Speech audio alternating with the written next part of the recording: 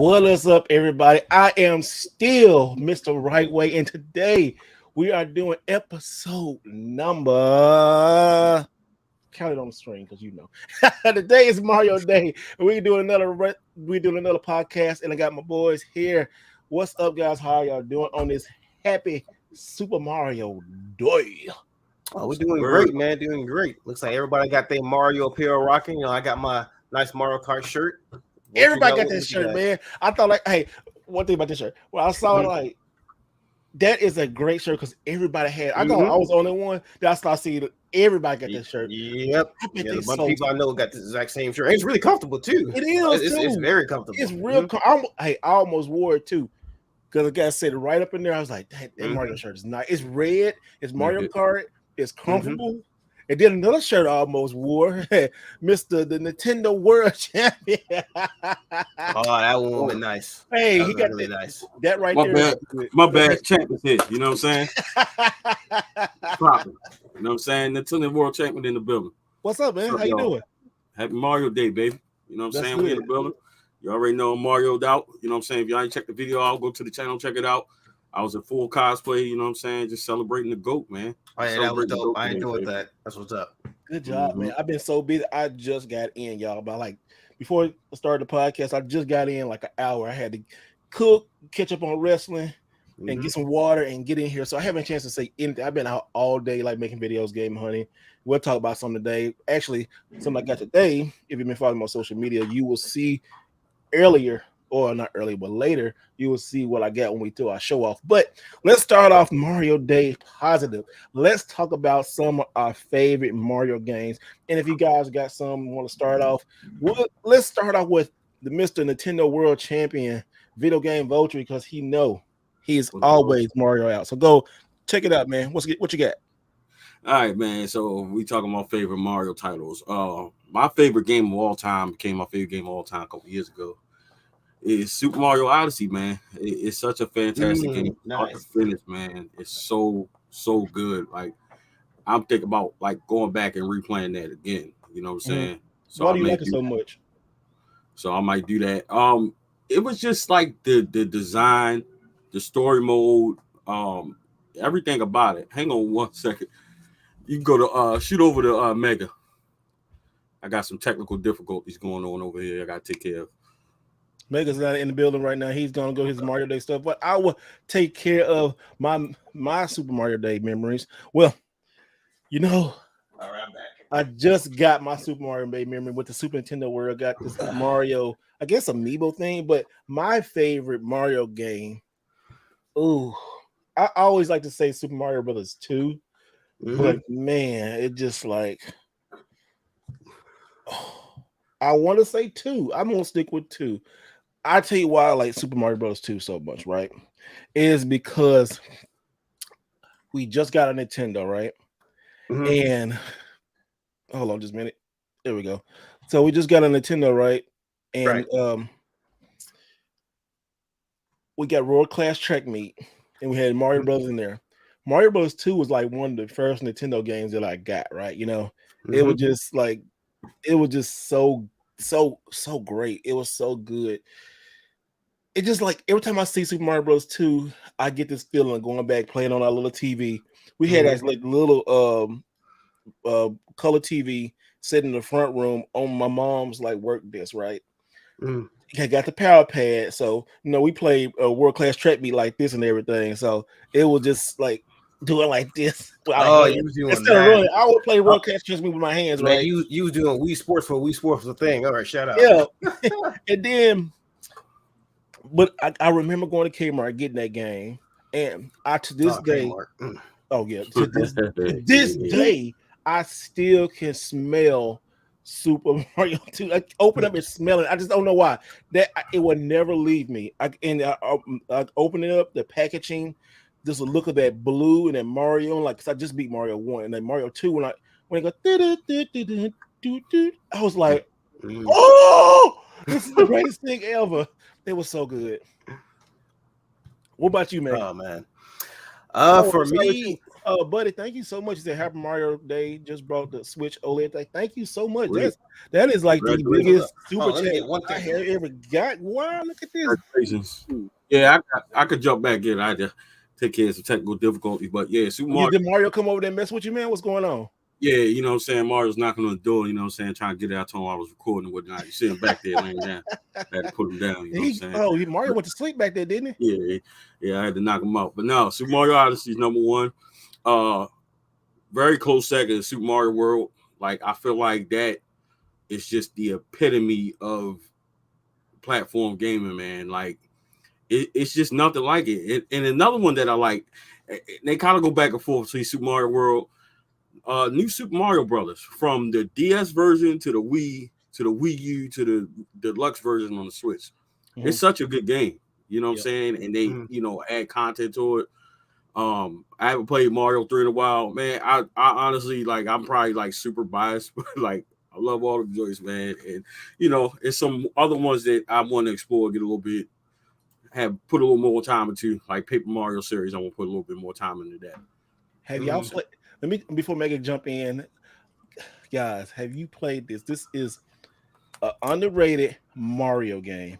And I'm dropping it already, and it is Super Princess Peach. Oh my! Yep. You already know. Yep. You already know. Super Princess Peach. The roles are reversed. Princess must save Mario. I love this game. Now, this game is a little sexist, I will say. Yeah, because Princess Toadstool has emotions. You can see right here on the back. Mm-hmm. And her emotions guide what she does, which hey, it's a silly it's time. good, but is it sexist or realistic? Respectfully. I'm not even being disrespectful. Women are emotional creatures. That's not to say her emotions made her do bad decisions. No. But like, okay, so she got anger, joy, sadness, and I guess the other heart is something else. But they call it, said feel the vibes. You know, Nintendo makes everything nice, right? So it says feel the vibes.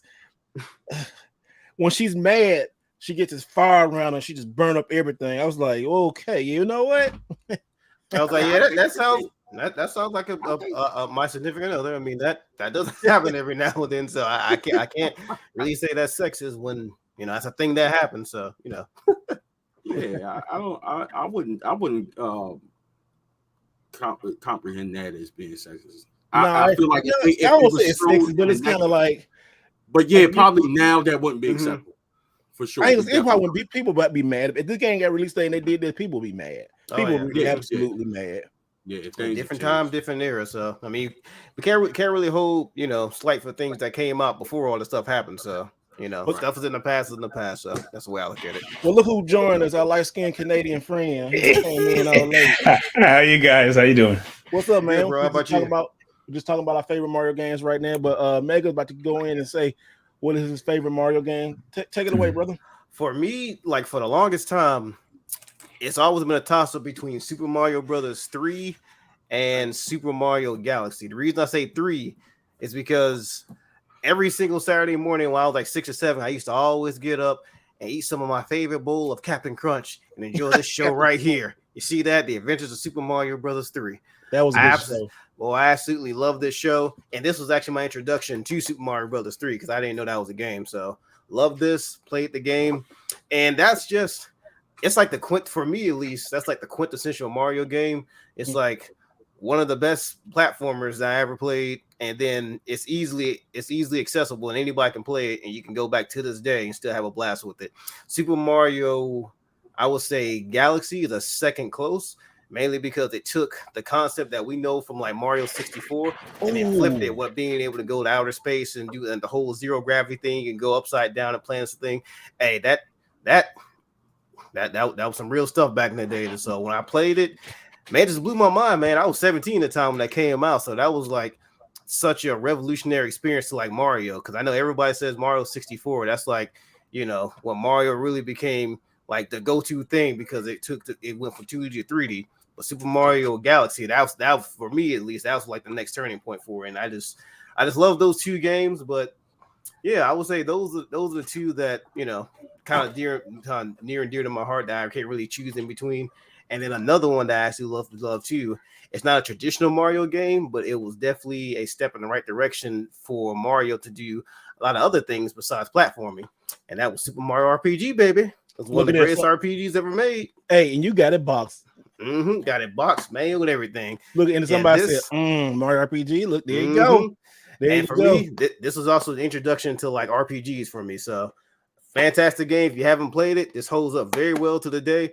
And I still want that sequel to it. Well, we got spinoffs to like Mario and Luigi, but I want a dedicated sequel to this baby right here. So yeah, that's some of my Mario memories, man. It's just a lot to pick from, and it's just a few.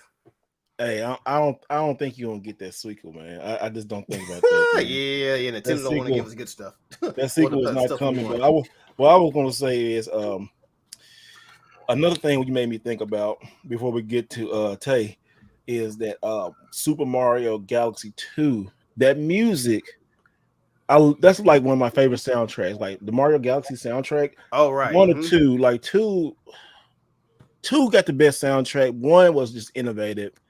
Two improved everything. One was like a director's cut almost. It was so good. Like Mario Galaxy 2 is just so good. I can, like right now I'm hearing in my head like just the music that it's so good. Yeah, because it was like an orchestra or something. It was an orchestra music. Game, right? Yeah. That was the first time like I heard like orchestra music for Super Mario, and you listen to it, you like, ooh, it's so good. Go on the Switch and play Super Mario Galaxy, and just go to the music section, just let that play. So good. But look at Tay, he over there, he itching and dying. You know he gonna say the most expensive Mario game. So no, he look, he got what I wanted to say. Mega. What I tell you? What I tell you? I knew it. We know Tay. He's gonna like, let me get the most expensive Mario game. No. You knew it. No, man. I don't have it boxed. But I mean, like, I was big into RPGs growing up, Final Fantasies and stuff like that. So when they incorporated that with Mario, and all I knew was Super Mario World, I was like, wow, this is next level. And just like Mega, I've been hoping for a sequel all these years. I don't think we're gonna get it. I think the closest was like Paper Mario and Origami King, stuff like that. But I don't know if it's because Square Enix and Nintendo. I don't know, but yeah, that's my favorite one. And I like Paper Mario Origami King on the Switch. I feel like that's a solid Mario title. You like that? Yeah, I like the Origami King. I thought it was dope. I didn't like it. You beat it? I played it and was indifferent about it. I didn't like it. I didn't like it. You guys didn't like it? No. I like how they kind of switched the mechanic clips on them. I didn't like it. The Origami King was frustrating, especially like how you get into the battles and stuff and that circle stuff. Yeah, that was the part. Yeah, that's the part that took a little. What you laughing at, man? You gonna say Paul or something? You sound like you was going through it. You was like, man, I was. My nerves, man. Oh, it got on my nerve. I just like quit midway. I was like, I couldn't do it, man. Every time I think about it, like it would have been such a better game if they just didn't do that circle stuff. It's like, I don't know math there. I ain't good at math. You got to like count the circles and do all that little crap. Like, oh yeah. It made it more difficult than what it needed to be. It did. It did make it more difficult. It's like it was just frustrating, and like I did not like that. Now, so Paper Mario Color Splash on Wii U is so good. A lot of people ain't played that, but Color Splash. Oh my goodness, it's getting expensive, Tay. So go get it. No, you already got it. But it's a great game. It's such a great because you use cards, right? So you can take the Wii U controller and you see your cards on there, so you can flick them out to the screen. And it's such a great experience. It's really good. It's really good use of the Wii U controller. Yeah, for sure. That Wii U Pro controller is pretty good too. Oh, isn't it though? Very that thing lasts forever. That thing lasts a good 40 hours. So now, how many colors did it come in? Never opened it. I think it came in two major colors, white and black. White and black. And white is hard to find. Well, no, both of them kind of hard to find. They both kind of like 40, 30 to 50 bucks, depending on condition, box size, like that. They Wait, your Wii U though? Huh? It's worth it if you play your Wii U. Oh, yeah. It's definitely worth it. Yeah, that's essential. Especially play platformers. Oh, you have to have that thing. Daryl B said the Mario 3-on-3 basketball on the DS is good too. Yeah, that's you good. know what? I Yeah, keep forgetting that. I think I that got was a basketball game. Because he pretty much conquered every sport besides like American football, right? He did football. Yeah, so yeah, okay. So that's the only one he did. He did soccer, That's tennis. the only one. Yeah, Yeah, he even did dance. Oh, yeah, you're right. He did what now? Mario DDR. Yep, dance. Mm-hmm. Oh yeah, DDR. Yeah. DDR was good. That one was fine. That was really good. Mm-hmm. I enjoyed that one. Another Mario game I like. I do like Mario 3 and Mario World, but everybody want to talk about that. I guess. Oh, I tell you a game that a lot of people didn't. I ain't gonna say didn't like, but I enjoyed as a kid. Mario is Missing. I love that game.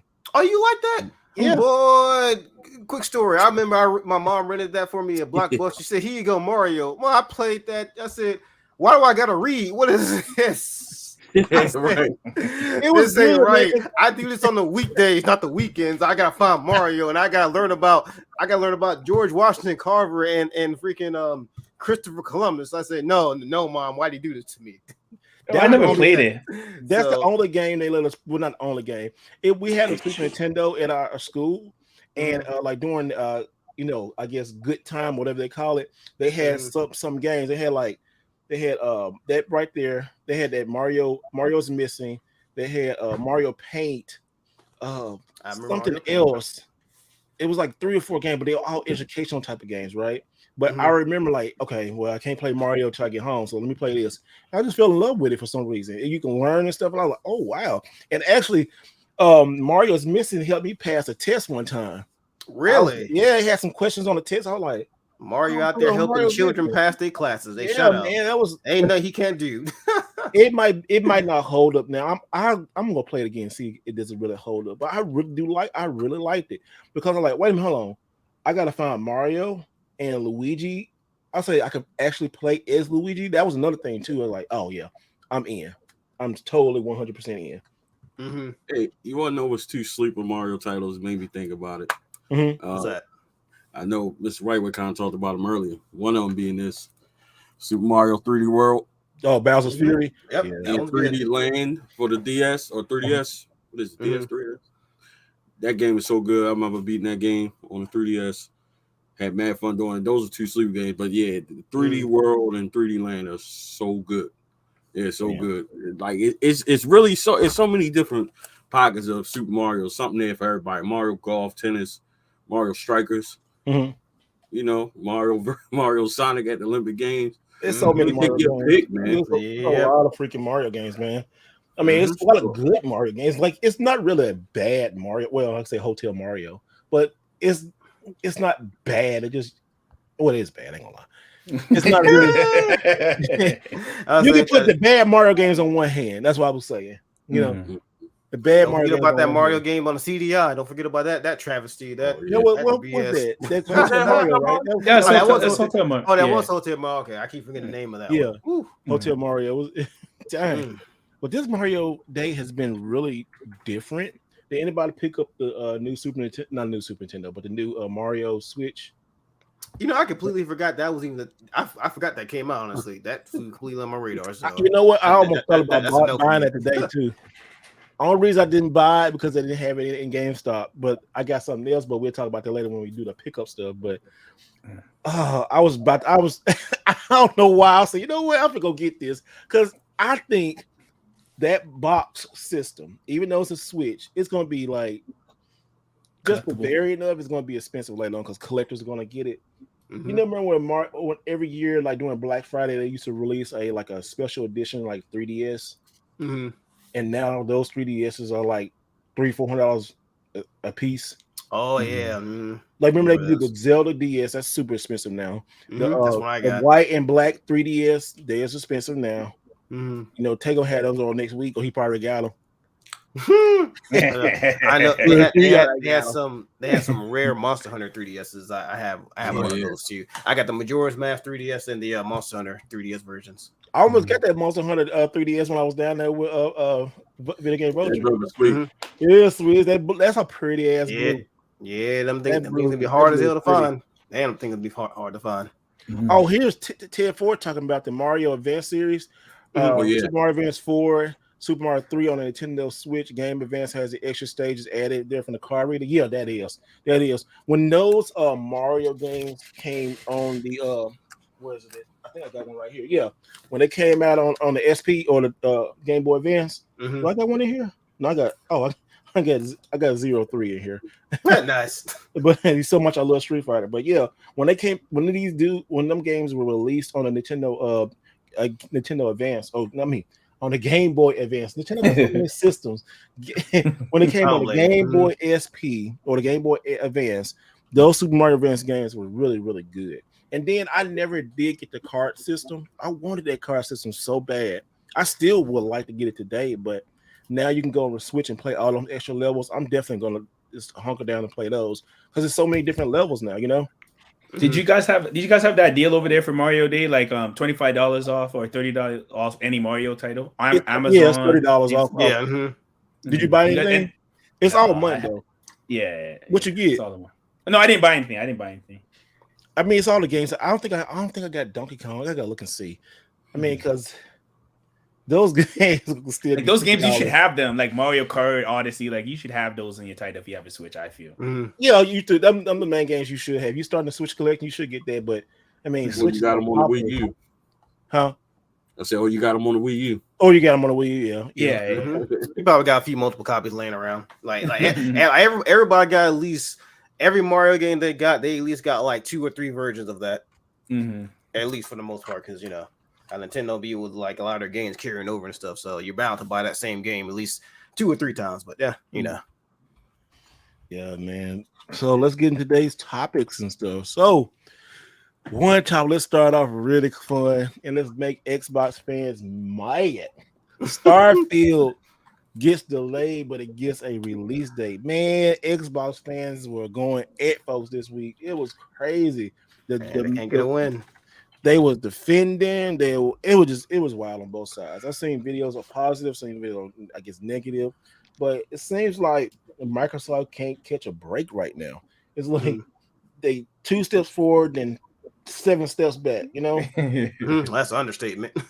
I don't think Starfield is going to be any good, and I'm not an Xbox hater.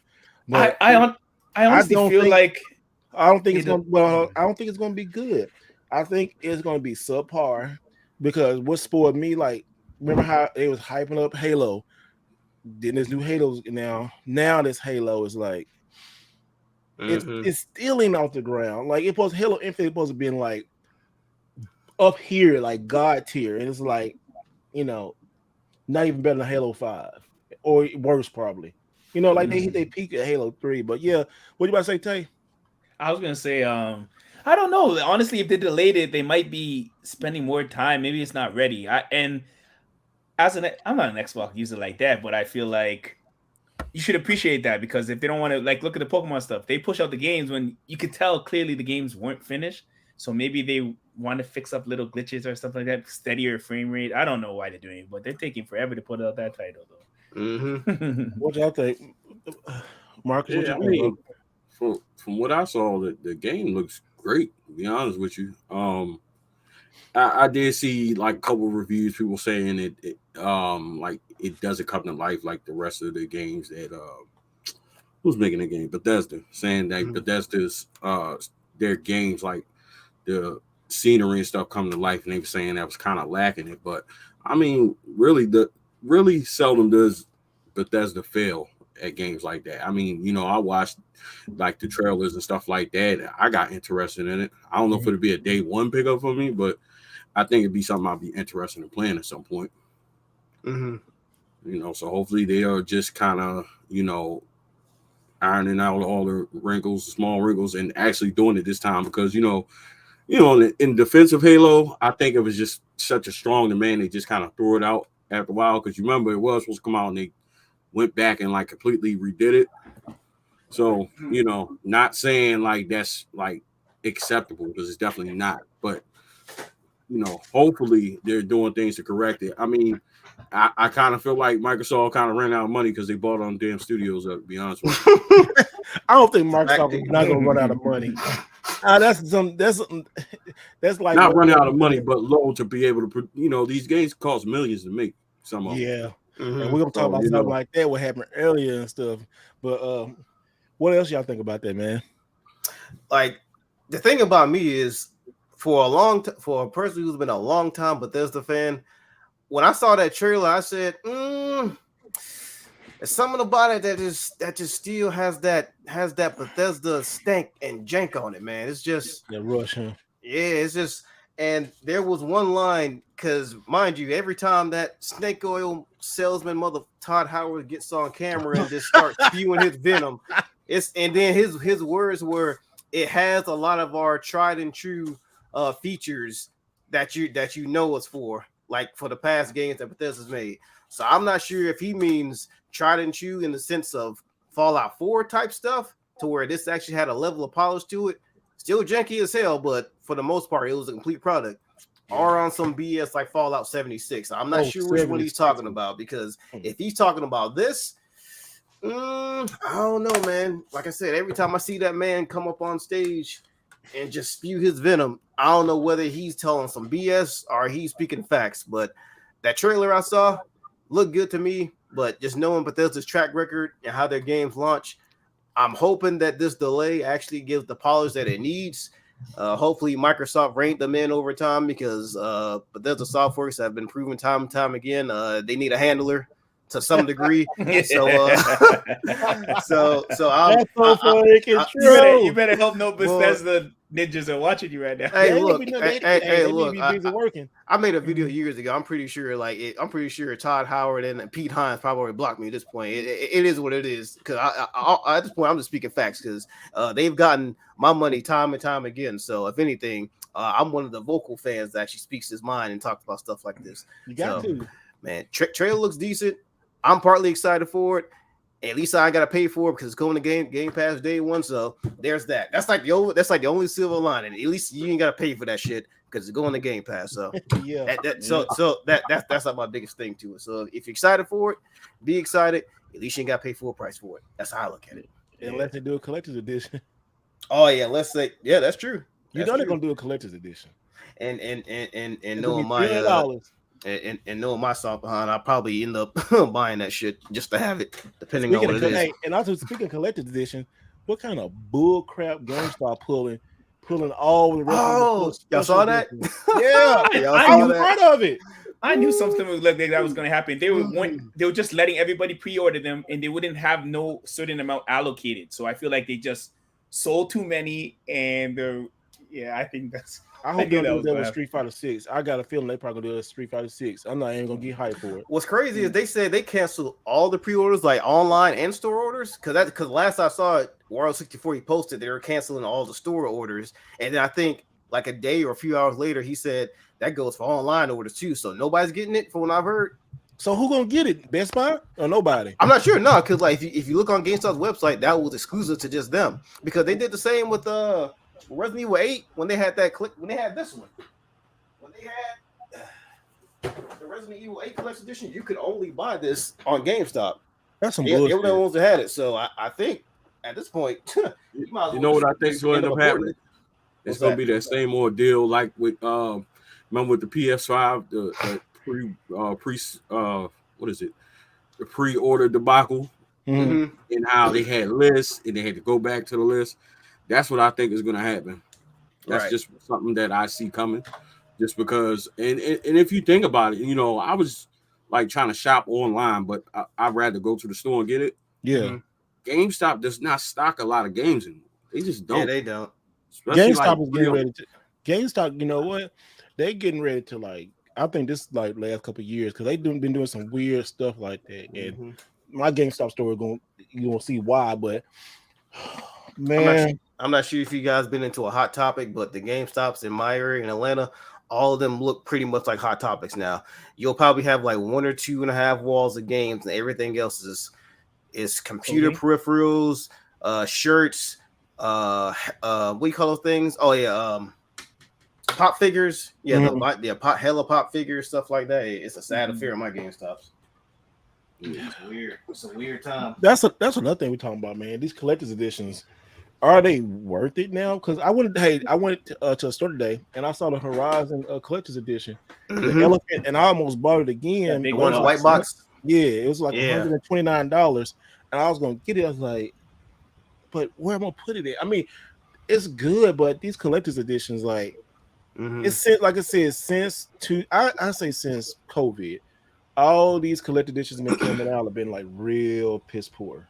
Right. It's been not good at all, man. You know, like I really have it. Like, look at the Zelda stuff, like the Nintendo stuff. Like we was talking about last time, they keep getting shorter and smaller. You know, like when the Switch first came out, you had that big old box, that Zelda stored in there. Now you get the little bitty box, and then like it's about all the Fire Emblem stuff. It gets so small. Yeah, all their limited editions are about this size now. They're all this, they're all this size, and they're like $100. I'm looking at the Bayonetta 3 one up here, like it's good size. Or the Turtles one, like they just which Turtles one? The Cowabunga? Yeah, I got the Cowabunga. You can still. Oh yeah, that thing was tiny. The Cowabunga one. Yeah, well, it was tiny. But it had some good stuff in there though. It had some really good stuff in there. Like for Turtles fan, it was still overpriced. I mean, $150 was too much, but again, you know, Collector's Edition is gonna be, you know. But speaking of delays, we got another delay. Oh boy, the Suicide Squad, which this thing is starting to look horrible. It's starting to look like Great Value Suicide Squad. Oh my God, it's Great Value. Damn. Yeah, or Great Value or Sam's Choice. It just looked like an off version of the Suicide Squad. And see, you can't even say it, the Suicide Squad. And it looks, I hate these type of games like the Avengers and this. It's looking like another Avengers. It just these. Y'all take it. I don't know, man.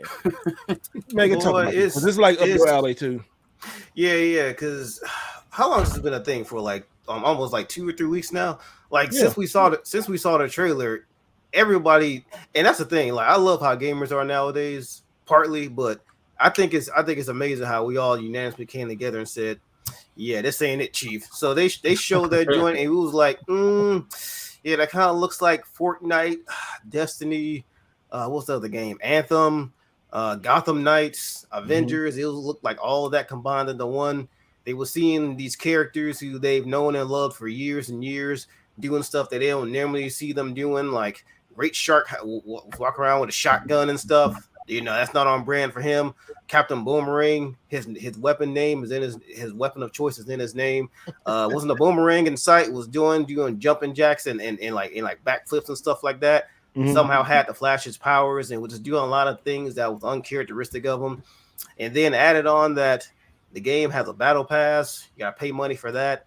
It's always online. It was just a culmination of a lot of things that people very dislike with their modern games. So it only took like 24 hours for the internet to unanimously saying, yeah, y'all.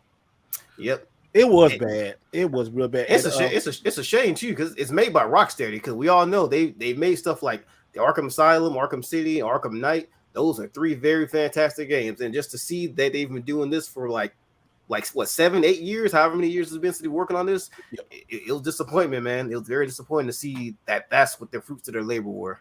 Well, that game. So I mean, it seems like these most in-demand games that we want are the ones that they just like drop the ball with, you know, Halo, Suicide Squad.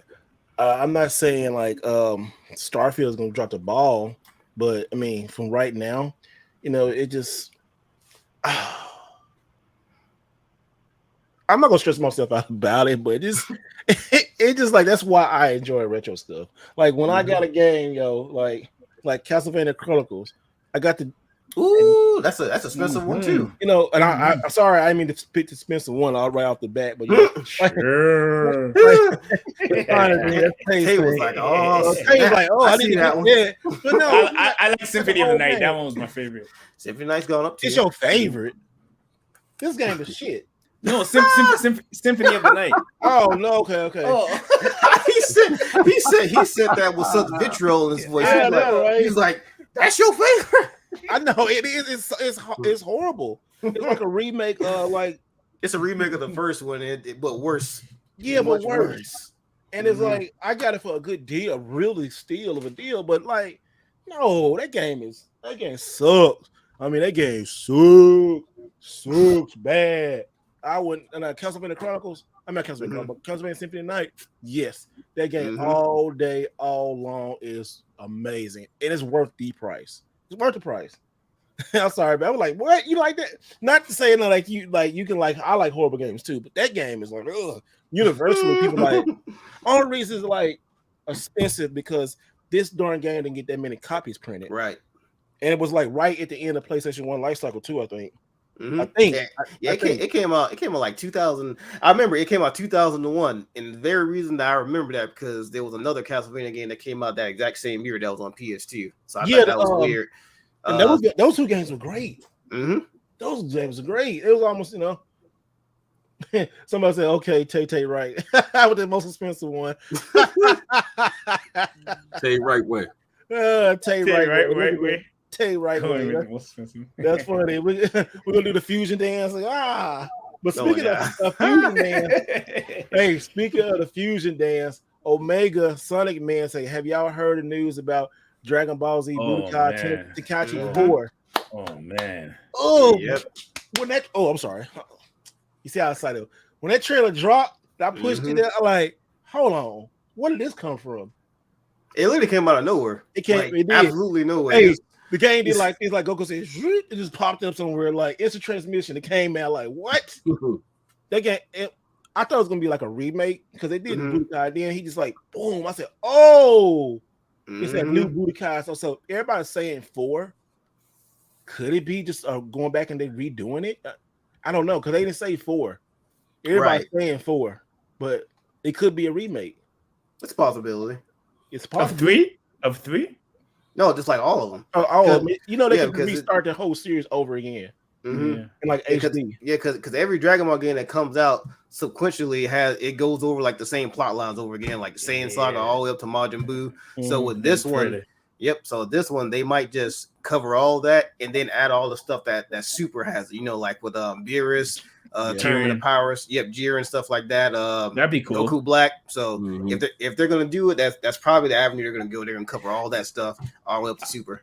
I hope they do that. Yeah, I hope they do that because Tenkaichi 3 or Fighters, like a good fighting game. Fighters story, one of the better fighters. Oh yeah, yeah. Fighters one of the better fighters, but the story mode was terrible though. With 16 and all that. Yeah, how it was formed. Yeah, the clone shit. Yeah, that was kind of dumb. I mean, it was like the fighting was so funny. Good though. I didn't really mind. Yeah, it was like okay, we got fighters for story mode anyway. Huh? Yeah. You say what now? No, I was saying who's playing fighters for story mode. Yeah, you'd be surprised. No, I like the story mode. I did when I first got it. I get it. Not a lot of people are playing it. They want to jump right into verses, which everybody did. But the story mode was like, okay, we gotta. It came out because we didn't have really nothing going on. Then Super came out. No, yeah. Did it come out before Super or during Super? Which one? I think Fighters came out before Super. Oh, Fighters came out 3 years after Super because Super came out in 2015. Okay, so but we didn't have no more Dragon Ball episodes. I know it was a dry Dragon Ball Z, dry Dragon Ball episodes. So I guess that was like, okay, we give you this. But Dragon Ball, what's that? That off spin other world Dragon Ball. Not a GT. No, it's on. I know what you're talking about. The card battle game. On the internet, Heroes. Yeah, Heroes. Yeah, Heroes. Yeah, that's it. It's so weird, but it's good though. It is. Like Heroes is like every Dragon Ball Z fan's power fantasy. They give you like Super Saiyan 5, 6. They give you like 2 fusions of 2 Super Saiyan 3 fusion modes. This is like a bunch of wild shit, but it comes from a good place though. It's pretty much the what if of Dragon Ball. So it definitely is. Yeah, it is like so what about DBZ fusions on 3DS? You got that one, Mr. Ray? Yeah, I got it. It's okay. It's okay. It's okay. I heard it was okay. It's okay. It's not bad. It's just one of those what if games, remember back in the day, I'm gonna get Super Saiyan 5. People dragging Super Saiyan 5. You talking about back in the days when people typed it on Google, typed it on Google, Goku Super Saiyan 5. Oh shit, that's how it looks. But little did they know it was fan made. So it was fan made stuff. We all got catfish back in those days. So hey, that's where all the rumors came from. The rumors turn into ideas sometimes, though. You know. They actually did. They did really good on that stuff. So this is something I don't know too much about, but being a black man, it seems like they targeted me for some reason. So Diablo 4, y'all. Let me see. Shit. Part of me didn't even want to tell you about that, but I was like, y'all real quick. But I was like, it's news. Show y'all real quick. This is kind of like why y'all doing this? Here we go. So buff up your gameplay. Diablo 4 beta access now. Double down with some chicken. Yes, double down. Double down with the KLC app on KLC.com. Good luck. I mean, heroes. You messed up.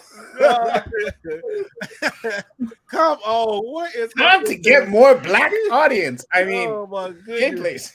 They want the black audience. Look at this. Like, they want the black audience. Look right here. Look at this. I feel like there's underlying racism to them, but y'all can at least got Popeyes for this. Like, why y'all? I mean, come on, y'all. But you know, because they might as well put a can of grape pop beside it too. Hey, but look like I'm going to give me an early access.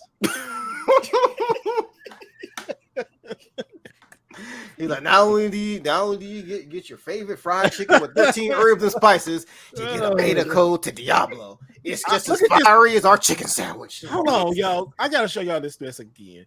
Look at this freaking sandwich, yo. This sandwich is like that's a new sandwich. That sandwich is deaf. I would say, that's been around for a minute now. But yeah, fried chicken. You got chicken. Look, you got chicken, bacon, chicken. Yeah, they eliminated the bread and bacon. No bread. That's a heart attack. That's a heart attack on a heart attack. I would say on a bun, but not a heart attack on chicken. What is this? Yeah, that's old. No, I know it's old, but look, they trying to get this old sandwich so you can get you some stuff. Y'all know what that reminds me of? I don't know if y'all watched the Boondocks, but you remember the episode when they had the Luther? Oh yeah, the Luther burger. Boy, that's what that reminds me. The Luther chicken sandwich, boy, that's a heart attack waiting to happen, bro. I'm scared of that sandwich. I'm not. Hey man, yes, it's just chicken, like baby. You know what I'm saying? You know what? If it was one close by, I'd get one and eat it live on the stream. Man. You know what I'm saying? Yeah, I noticed. Look, they know black folks will come in there and get, hey man, let me get them double downs on Diablo. I ain't with a big chicken. You said that. You ever give them double downs Diablo? Yeah, bro. Hey, let me give them a Diablo sandwich, man. Hey, that's not really telling the black audience, man. Give me the Diablo, dog. Give me the dog. Give me the Diablo. Y'all saying y'all gonna give me the Diablo, dog? What's going on? Are you tripping, dog? Give me the Diablo. Give it to me. I said, that's my good stuff. They gonna be there. That was almost crazy as that KFC. What was that? PC. Oh, the sandwich. Y'all mean the sandwich, the system? Yeah. Hey, I ain't gonna lie. I wanted that system though. But I wanted that system too. The novelty of it. I wanted that system too. Everybody wanted that system though, because you get that. That's like a one-off thing. You know, somebody has that system for real. You know, and you just can put that up and just forever. You know, that'd be something like, oh wow, look at this. You know. It's like that Taco Bell joint that Gamer Aimer had.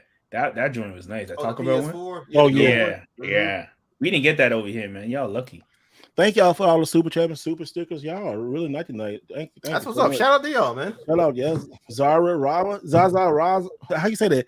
Zara Zaza Raza. We just four black men talking about chicken and video games, man. On a Friday night. You know what I've been mad about though? If they'd have said anything about Madden or 2K, I've been pissed. Boy, they know better though. Grab your double down with a pre-order and exclusive access of 2K25.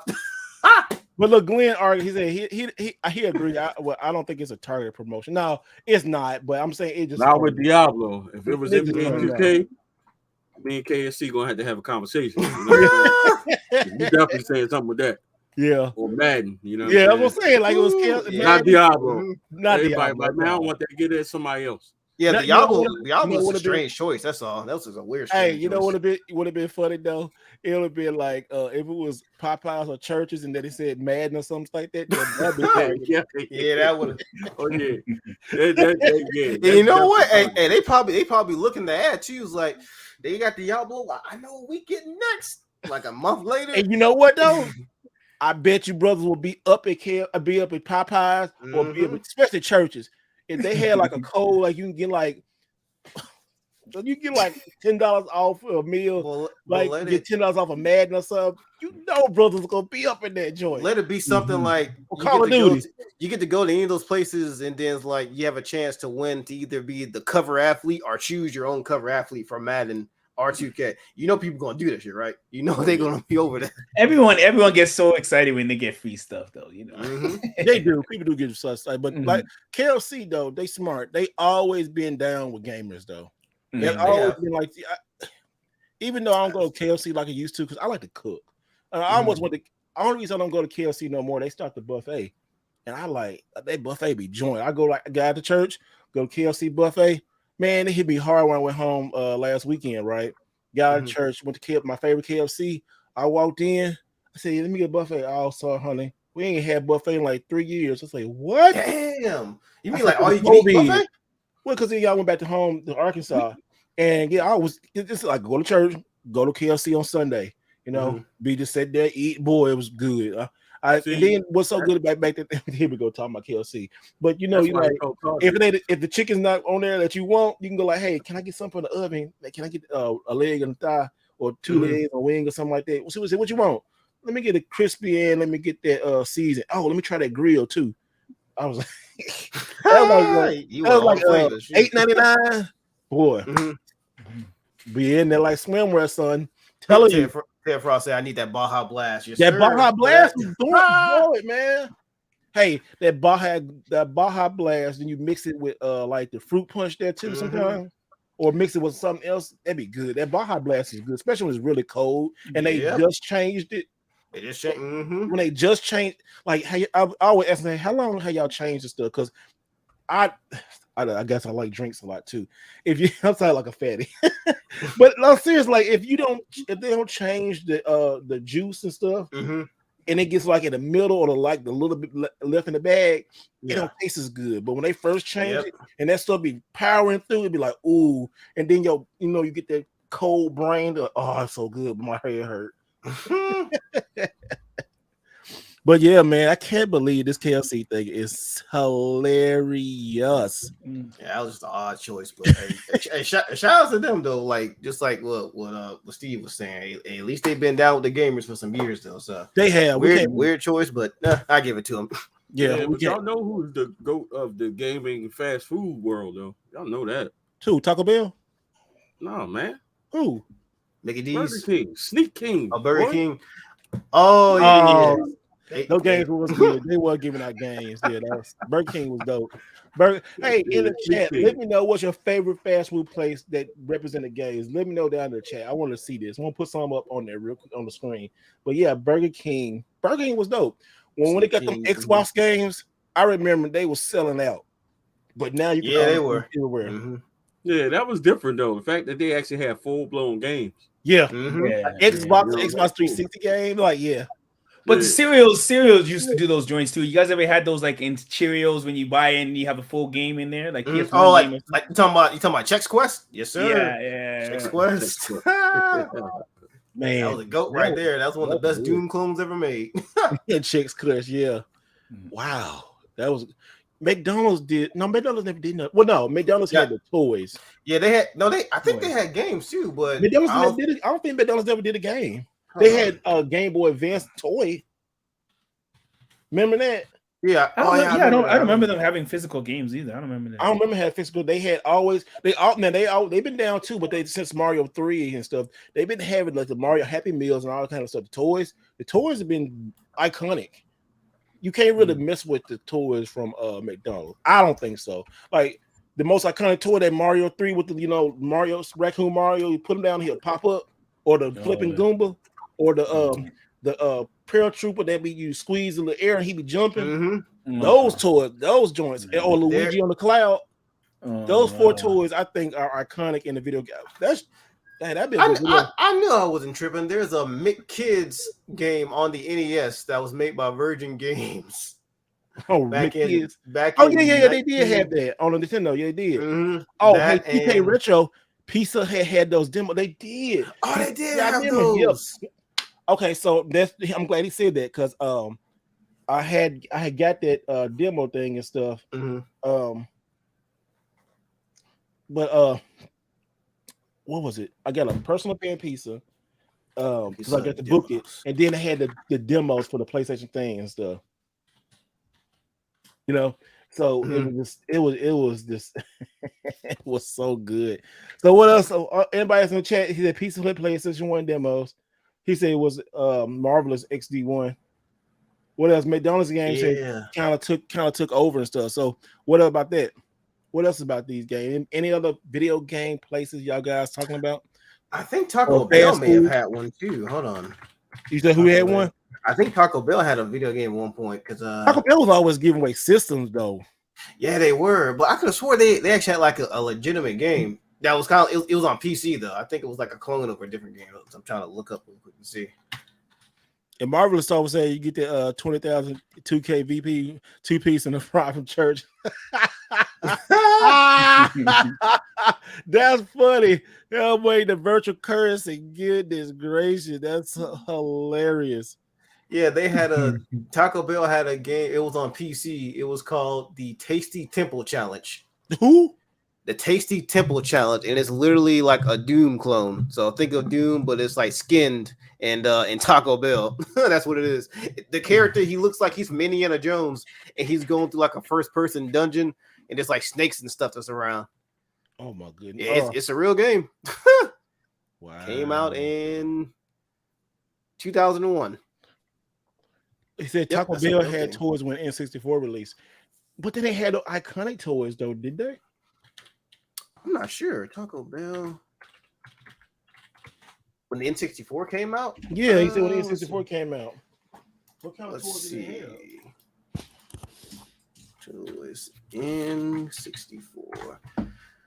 See, we got. Oh, I remember these. He's talking about these 1997 Nintendo 64 Mario Kart, Yoshi's, and Star Fox toys. What? Yeah, I'm looking at them right now. They put it in the chat. I'll pull it up. Hold on. Yeah, these are. Let's see. Yeah, I remember these. I never got them because I didn't eat Taco Bell like that as a kid. I did, but they always gave me running belly. that was one of the reasons. Yeah. Wow. Yeah, put that in our chat. I'll bring it up for everybody. Yep, I just sent it. Okay. Yeah, I'm gonna check this one out. Oh wow, dude. Oh yeah, I remember the Pokemon toys that was it Burger King or McDonald's that had those in the gold plated cards inside? Mm-hmm. I think that was Burger. Damn, like everybody did Pokemon stuff back in the day, but yeah. I think that one was Burger King. The reason why, because of my mom, she was a manager back then, and she used to always bring home those whatever the equivalents of the Happy Meals would be. They had like Pokeballs in them. I had all of them besides one. Oh, so these I can't remember what I did with them though. Taco Bell, this sold a long time ago. It says Taco Bell 1997 64 toys. Okay, look at it. Look at this. I don't remember that. I don't remember those toys. Yeah, I remember those. That little white joint looks like those forehead scanners nowadays. Oh my god! Oh, it do. Thermometers. Yeah. Boy, I remember that. What you mean the thermometer?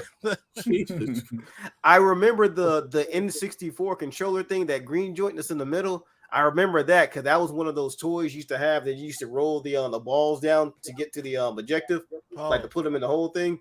And then I remember the transparent pyramid thing. I remember those. But yeah, I do remember these toys though. I remember them. Those toys look like they actually look kind of legit. They do. Let's see, that's a weird looking toy. Say 97. I was like 12, so I was like sniffing around certain things. So that's why I had my little dropout. You know what I'm saying? Give all. Nah, it is, man. This dude is crazy. Well, those things were 99 cents. You guys all aging yourselves, you know. Meg was like, I was 17 when that came out. I was 12. Oh man. Hey, look, seeing how Hey, gaming how is old are you? evolved. Hold on. He coming for us. How old are you, Jay? What do you mean? He said, what do you mean? What are you scared to say your age online for? I don't want to say my age online, man. Wow. Wow. You're as old as he look.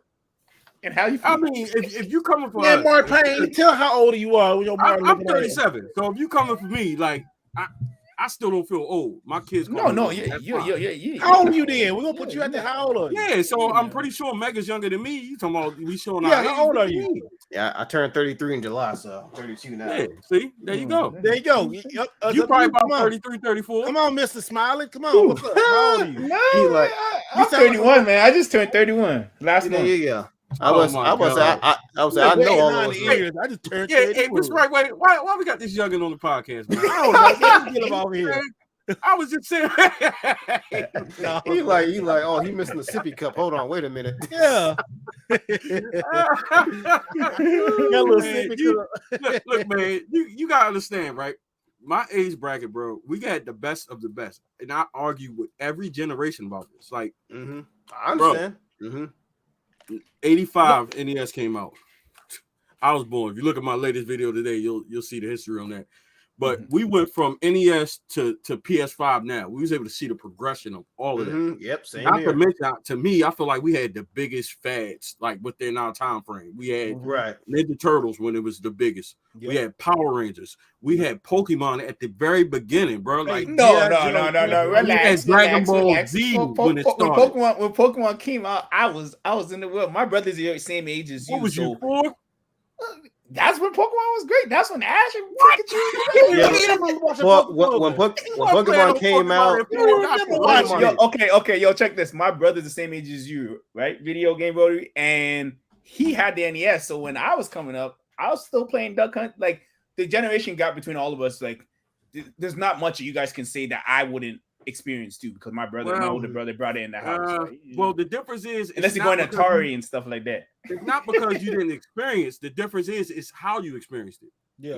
You understand what I'm saying? So when Pokemon came out, at least for me, I was 11. That's middle school. Everybody had Game Boys, link cables, like it was lit. Like you don't even understand what super but those lit. Games, but being a gamer then was kind of frowned upon. Like everyone looking at Pokemon, right? Now it's cool. Now it's cool. I ain't gonna say you didn't experience that, but you was too young to even notice that. Like to know, like we was there at the beginning of going and buying it. No, I did link cables and stuff like that too. Yeah, but you didn't experience. If you didn't experience, I'm talking about. Okay, here's the thing right here, and I'm gonna put it on me. Look, take the Nintendo, like Nintendo when it first came out. To experience putting it from a black and white TV to a color TV is something that a lot of people ain't gonna. RF adapter. People come here talking about the switchers. Yeah. People talking about if you ain't never used an RF adapter, use one now. And people talking about all the HD and all this kind of stuff. RF adapter. Trying to get the best picture possible on a tube TV. I know it is fixing your antenna. All that stuff. I don't care. Tube TV from room to room because your mama say, "Yay, don't play it up in here. You gotta take that TV in there." You had to get you and your brothers to pull that thing and scoop that big ass TV. I mean, I'm talking about the going, but it was great, and it's only progression. But I'm saying we see the progression. Let me tell you right here. This is everything Radio Shack had is right in here. Going to Radio Shack, get every little simple piece on here. That's right there. And I'm that guy now. Yeah, our generation laid the ground road for everything is right now. Everything progressed. Getting the first cell phone, getting the first bag phone, you gotta put that joint in your car like this. Right. And that's not to take away from anybody else. What I mean by that is even from Mega to me and from me to Mr. Wright Way, it was a difference for all of us because we were different ages. But I feel like we were old enough to know and experience that. Like my first console that was mine was the Game Boy. I remember it like it was yesterday. I could tell you the exact box that it came in. Like I seen it in a store and I'm getting ready to buy it just because like it takes me back to being 5 years old and getting that. You know what I'm saying? Or when I got the Game Gear, I forgot what birthday it was, but I had a party at Chuck E. Cheese, bro. It was lit. I had a game. Like what? I remember in the I remember when the DMG came out. I was playing Pokemon Red. Hold on. Nobody says DMG. See, that's how you know. No. Nobody says DMG. Well, we know the terminology now. So No. Nobody cares baby. about the terminology because that's what people. Internet baby, bro. When people say About? DMG, you trying to sound like, oh yeah, Internet baby. it's like Game Boy. I had this. This is my one from childhood. So I don't know what you guys talking about. Talking about the DMG. Nobody said I had. Oh, guess what? I had the DMG. Come on, man. This was a childhood. Boy, I don't feel like going downstairs and getting mine, man. That thing. You know what I'm saying? Boy, that there ain't nothing to throw Tetris on here and get it popping. Yeah. boy, Remember that Mega Man game? oh, look at it. Yeah. Mm-hmm. Boy, that Mega Man game was so good. Yeah. Mm-hmm. Oh yeah, boy, that thing was built better than most cell phones nowadays, man. Like, did y'all see? I think there was one Game Boy. I think it was Japan somewhere. They was like dropping. It was caught an explosion, right? That thing still works. It's in the museum. When you did this joint, yo. You know what I'm saying? I still need to get one of those. Man. Me too. I don't got that. I ain't gonna lie. I want that. You ain't been through the trenches when you bought this. When you bought, and you like, oh man, 3D. Boy, you know how you a real one if you jeopardize giving yourself eye cancer to play that. All right, what to say? Here you go. Talking about DMG. Here we go, right here, buddy. The second release, not the first. Yeah. Or Mr. Wright Way. What he know about trying the Virtual Boy out in Blockbuster? He don't know nothing about that. He don't know nothing about that. The Virtual Boy. I'm not gonna lie. I wasn't a Blockbuster guy. I was a Rogers Video guy. But I was a Blockbuster, the Hollywood Video guy. Blockbuster for you. You know what I'm saying? It was Blockbuster for me. It was just more expensive than Rogers Video. It was a Blockbuster in Hollywood. Depending on which one got the new release first, sometimes more than likely I would go to Hollywood Video. Right now, but talking about going to Blockbuster doing this. Hey, pull up, The rental case. Doing this right here. Hey, pull up Carter Conway's comment. Blockbuster's still alive and well, man. You just gotta go to Oregon for the last one, baby. Mm-hmm. The last one on Earth. Yep. Yes, sir. Still alive and well. Yeah, there's one left.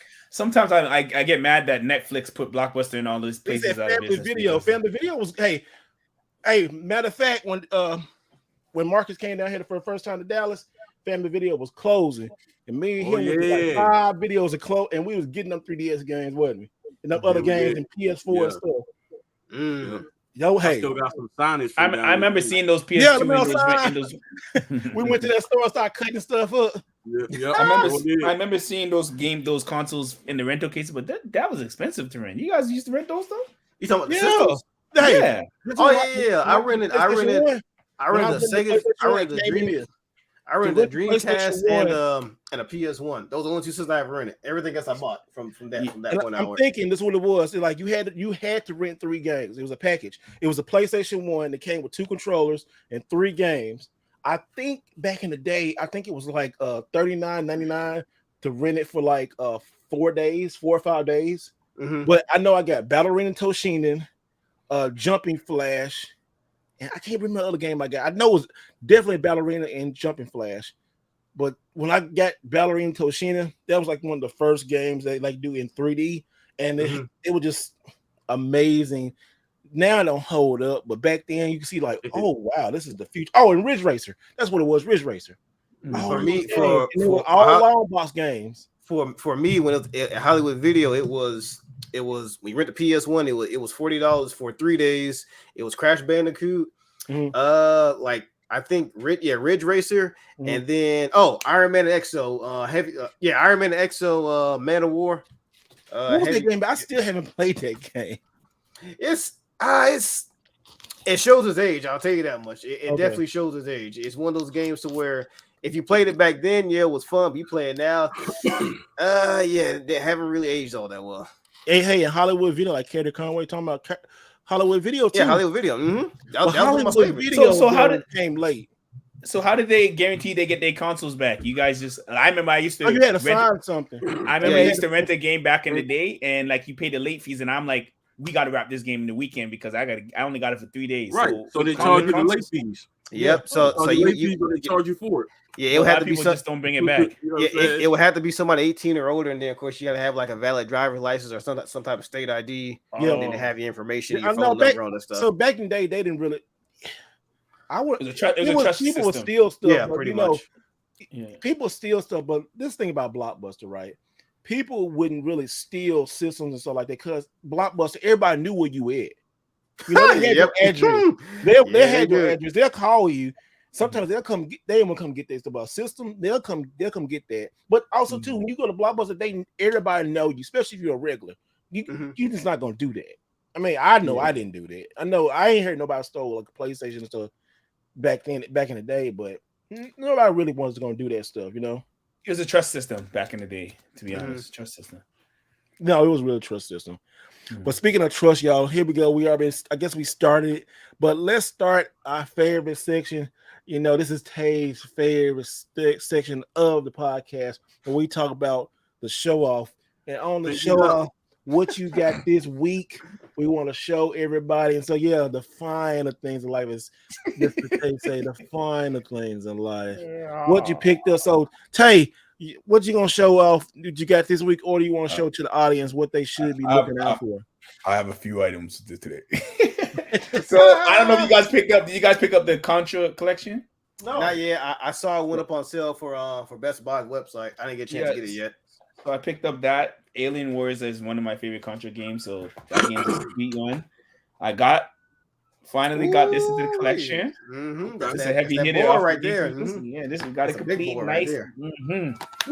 And then finally my Shredder's Revenge came in from Let It Run. So nice. Now, I have a question about is that a legit VHS or is that like I guess like an imitation shell copy or something of it? Because I know it came in that case. I just didn't know what it was. I don't know. I didn't open it up yet, but open it now. Open it now. He's like, you want me to open it? Hold on now. Don't play. Open it. You're gonna play it, aren't you? Yeah. No, I beat it digitally already, so this one is more of a collector's piece right now. And plus, Mr. Wright Way, if you click on Mr. Wright Way's channel, check his video. He opened it up already and showed you some goodies. This guy stinks. I ain't got that one yet. I'm waiting on the big box to arrive. They still haven't got it. It'll probably be next year before I get it here. But Video Game Rolly, what do you get, man? What you get this week? No, I'm kidding. All right. I was like, he's frozen. That was good. I'm like, what's wrong with you? No, so I actually I'll be shooting the footage soon. I took a trip out to visit one of my buddies out in PA, which is like that part of PA was about an hour away. So I did get a chance to check out a store. So I'm in there. I saw something interesting. You guys know I like, according to some people, the weirder items. You know what I'm saying? So I saw this, you know what I'm saying, up on the top shelf where Mr. Wright Way liked to look. You know what I'm saying? And I just I couldn't deny it, man. You know what I'm saying? Like he's a straight Buzz complete in box with 4 wireless controllers, man. God, I remember that. You know what I'm saying? Really? See that?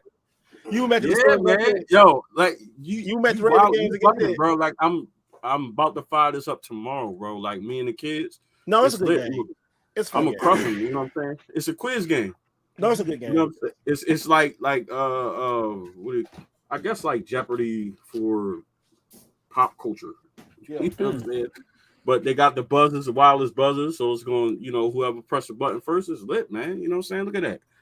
Clean. PS3, yeah? That's nice. Yeah, man. You know what I'm saying? I'm excited about it. I ain't gonna hold you. Like it's too cheap for Tay. I never even heard of it, but it looked cool. Yeah, I had never seen it complete in box like that. Like, wasn't that on Xbox 360 as well? Because I could have swore I remember seeing that type of peripheral on 360. No, it's on 362. Yeah, I thought so. Okay, and it's not to get confused with Seen It, because Seen It also has like something. Oh yeah. That's what I'm thinking about. I'm seeing it. I remember that. That's the one I'm getting confused with. Okay, but yeah, you know what I'm saying? Like, hey, for real though. Those games right there is really good drinking games, though. They'll be funny parties. Like, I bet those are fun to play on party. That and Taboo. Oh, I love Taboo. Taboo, boy. Taboo be get lit, but that boy, that'll test your friendship too. On a video game. That'll test your friendship. Say what now? Do you think Taboo? Y'all tell me in the chat, y'all. What's your favorite drinking party game? In the chat, let me know. Mine's nowadays in adulthood is GoldenEye on the original 64 because of how it played. Because that you can fight on boy, Yeah, that's the only way I can have fun with it nowadays is to drink while playing. Look at somebody say Buzz. Look at Tech Buzz coming in. Did somebody say Buzz? Yeah, we said Buzz. Yeah. Fruity Pebble. Welcome to my Mr. Fruity Pebble Tech Buzz Gaming coming in on the chat. Somebody say, but yo, that's bad funny. I just peeped that. Yeah. I see you, Tech Buzz. Tech Buzz. He is so like. Did somebody say Buzz? That's so funny. Him. So, Mega, what you got, man? Yep, it was a little bit of light week movie. What I was able to get a few things. I actually went to a it's not a flea market. It's a no, actually, it's a flea market. Yeah, it's a flea market that's in North Georgia, and they had these on sale for $2 each. No, you didn't. Yes, sir. Wow. What? He was the only two they had. So, my goodness! Because the shop he owned, he sold like it was a bunch of miscellaneous stuff. It was like toys, games. I ain't say quit lying, but god dang. Yes, sir. Oh, but the one thing I did get that I picked up from there, I paid $13 for it. Now it's a failed product, but I still think the best version of it was on the Switch, Starlink, and this is the one that came with the Star Fox joint. Yeah. Yes, sir. It's the best version. The game, like I said, the game failed, but this right here, well, I had to get it. $13 for this came with the game. I mainly wanted it for this because, of course, it has like the ship. That's the real Star Fox ship, and then it came with the Fox McCloud figurine right there.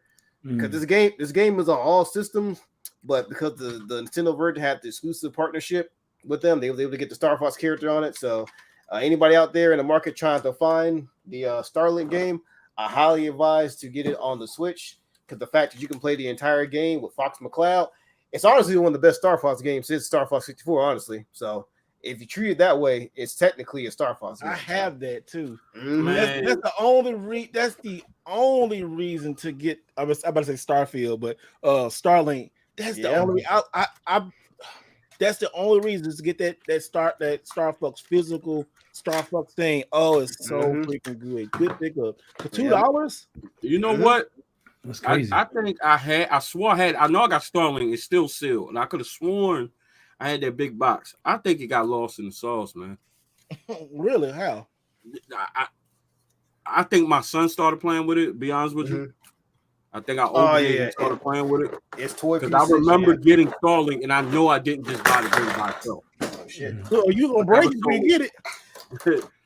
I would say that's dope though. I got all the weapons and stuff. Oh, that's right, because he had like a box of all the weapons. It was he only won like 50 cents for them. It was like all the weapons that came with it. Because there was like different packs that you can buy with characters and stuff. He gave me all the different packs for 50 cents each. Oh well, that's good. Then. Yeah, so it's like I got like 13 weapons or something in here. But yeah, good deal, man. Good deal. That's good. Well, goodness gracious.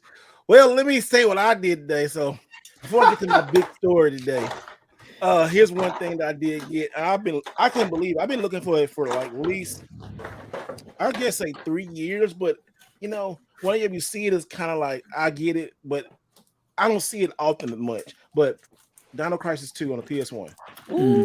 That's a good one. And look how good clean it is too. Very clean.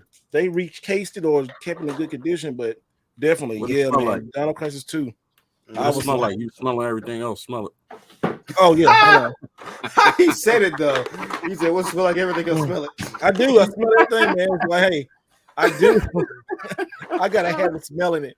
If you smell what the rock is cooking. Well, okay, so my big pickup today, and this is so freaking timely. So get ready, everybody. About to shot. Yeah, get ready. I guess I ain't gonna blow your mind, but let me set this up really quick. So, blew my damn mind. So today, I got a free item from GameStop, and this is it right here. Bam!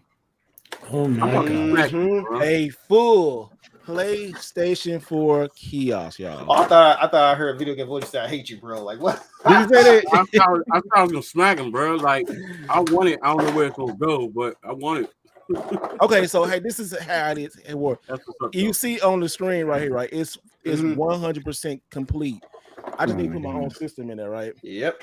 But just a demo unit in there, or? The demo unit, yeah, it's everything complete. Because usually when you get it right here, you don't have like the you don't have the TV. They don't give you like the stuff on the side. They strip all this stuff off. They don't give you remote control here. You don't get the camera.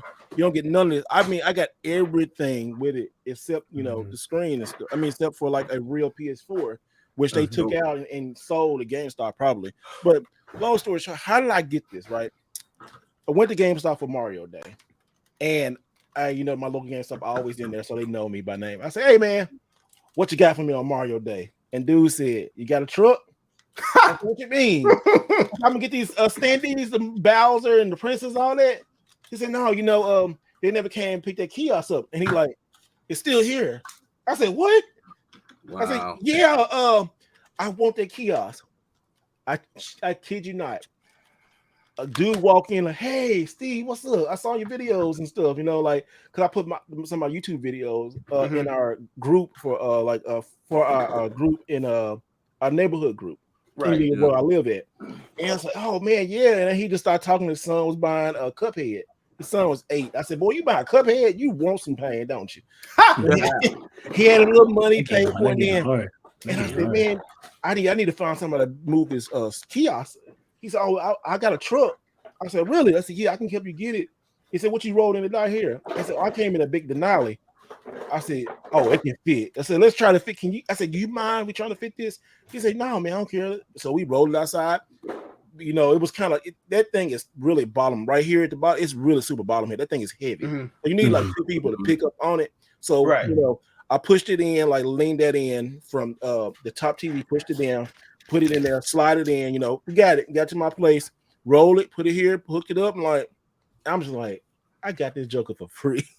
Oh my goodness! So people charging like up to $500 to $1,000 for this. This is probably a $750 system. I ain't gonna lie. This is probably $750 because of everything is complete. It's I ain't $750 to $1,000. Yeah, because I need the key, but it's open, so I don't really need the key. The key might be in there. I don't know. Right. But this is crazy. I mean, all this it is complete 100%. That's And I was like, thank you, Jesus. Like how good God was for them to have that, me to go to GameStop at that time, and somebody to be there to help me move it at that time. Yeah. That don't happen. That's God. That's good. That's good God. That's good timing, y'all. I'm telling you, I could not believe like that. This that's crazy. I don't. Yeah. I just don't believe. But we got 60 people watching, y'all. Thank y'all for coming out tonight. But shout out to y'all, man. We're talking about Mario. If you can see it, go back and rewind and stuff. But we just talking about what we picked up, what you like. But I could not believe I got to find a place to put it in. I think I'm gonna put it in my other game room. But I don't know if I'm gonna put a PS4 on it right now because I got an extra PS4. I just don't know what I want to put. I don't know if I want to put my Pro there. I don't know. That's weird. That's another thing about collectors. So I got all my PlayStation stuff. I got my Pro. I got the 1, the Pro, the 5. I don't know what I want to put it. I want to keep that here, but also too, I want to put some on there. I don't know. So now I have the PlayStation 4 kiosk, PlayStation 3 kiosk, Switch, Wii U. Now I'm looking for the Dreamcast. This year I hope to find a Dreamcast one. I really would love to have a Dreamcast. Oh, that would be really cool. I want a Dreamcast and a Super Nintendo. So I'm putting it out there in the universe. I did that last year. On the PS4 kiosk for a minute because I know they're getting rid of them. Yeah, they get them.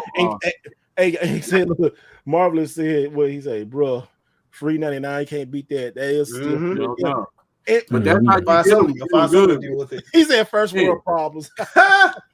Yeah, when you asking about if you see a store get ready to close or like now that the next generations there, you start asking about them. That's how I mean I can't be too bad. I got my Swiss kiosk for free. You know what I'm saying? I had to complete it myself, but I kept pestering them about it. And the last day they closed, they was like, "Yeah, come get it." You know what I'm saying? So they will. And if you're really good to people at GameStop, y'all, or these other places that are closing down, especially GameStop, don't be good to them to get shit. But I'm saying if you know them, you go in there constantly, they'll hook you up. I'm telling you, they always hook you up. They hooked me up again today. I was like, woo-hoo. I'm shocked. Like they don't got kiosks over here at GameStop. I'm so cheese. You have to be spending $2,000 to get a kiosk over here. No, I mean they got them in the stores though, right? No, they don't have them in no stores. They don't have no kiosks for no games in no stores. Nope. Yeah, Canada. In Canada. No. Well, I don't know. I can't speak for Canada, but where I'm at, I think they have it in Best Buy. I think Best Buy, they have a PS5 kiosk, but everything before that, this is something new that they're trying to do. So hopefully it picks up on it so I can get one of those. That's interesting. I wonder why. I'm very curious about that. Oh, let me show y'all the kiosk. I know we got fewer kiosks. Back in the day, they probably had them, but nope. Look what GameStop is starting to get now. These PS5 kiosks. Yeah, that's my first time seeing one of those. Ooh, this PS5 kiosk. They coming, so you know, pretty. Now's the time to go to your local GameStops and inquire about those PS4 kiosks. I'm gonna do a short on it probably tomorrow sometime. But look, that PS5 is that one looks nice. Yo, that's sexy. That look really good. That's probably heavy. Really beautiful. It's probably heavy. I want to try to get that Mario Day poster from GameStop. I'm getting it from. I'm getting those. That looks like it might be one of the heavier ones. Yeah. I'm getting those. I already asked 2-3 games. I said, can y'all say those for me? I'm definitely. I was like, I want that. So you gonna pre-order that years in advance? Is like, yeah, I saw you get the PS5 kiosk. Yeah, in about 8 years. You mind holding that for me?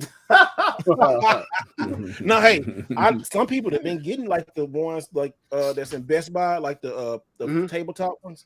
I seen people get those. Mm-hmm. Yeah, look. Marvin said like my GameStop hooked me up with 360 cases, but a kiosk, that's a whole nother level. Yeah, it is. He said, you know, it just you know, I'm always trying to put positivity out there. This is my mindset. People like, why you get good stuff or how you get good timing? Me, my faith, and I always put stuff out there. I always put stuff on my vision board or write down on my phone, my vision board, what I want to get. And it seems like I always find it. It's like you just write it down and put it out there.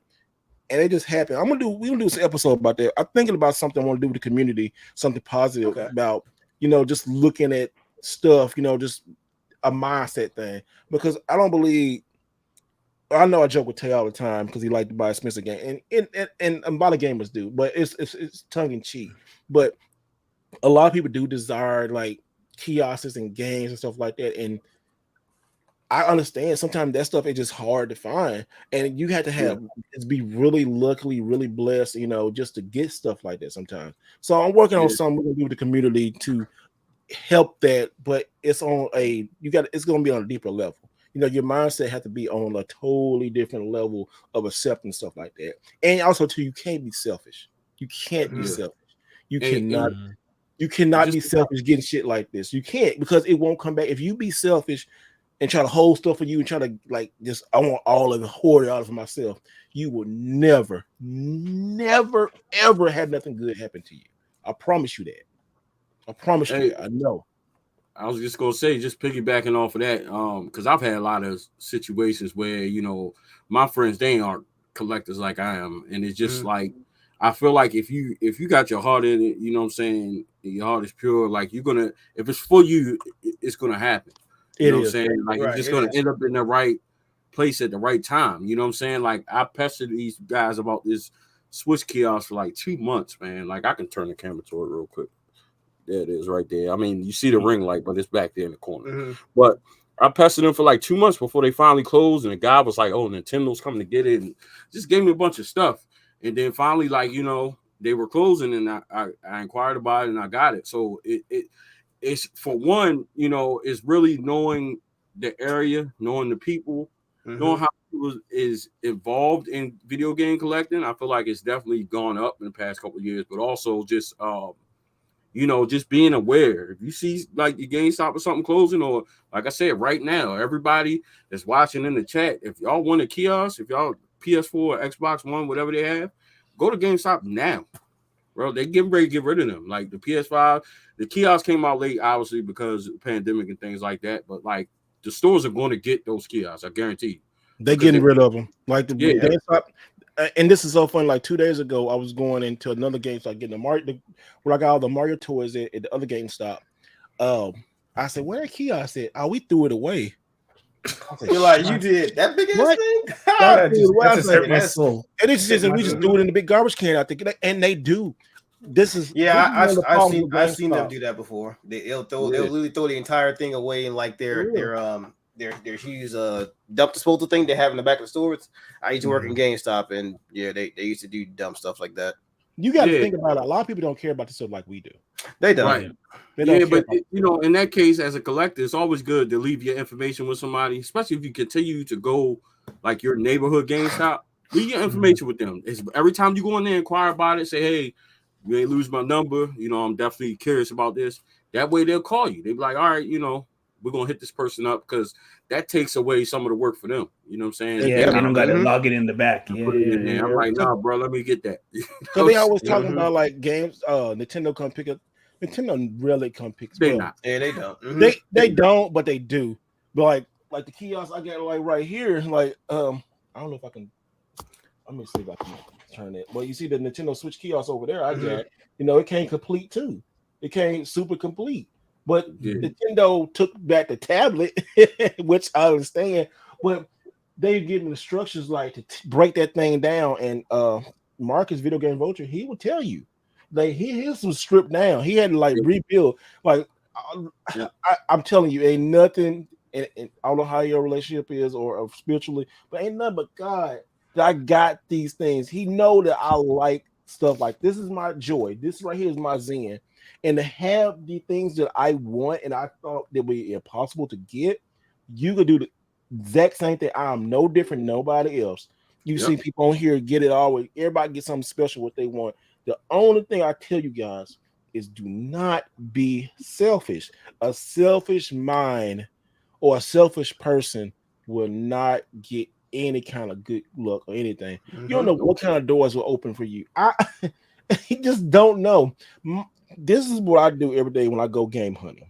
Is when I get up, so God bless me, have found some good things that I like and things that I might not know I want or something.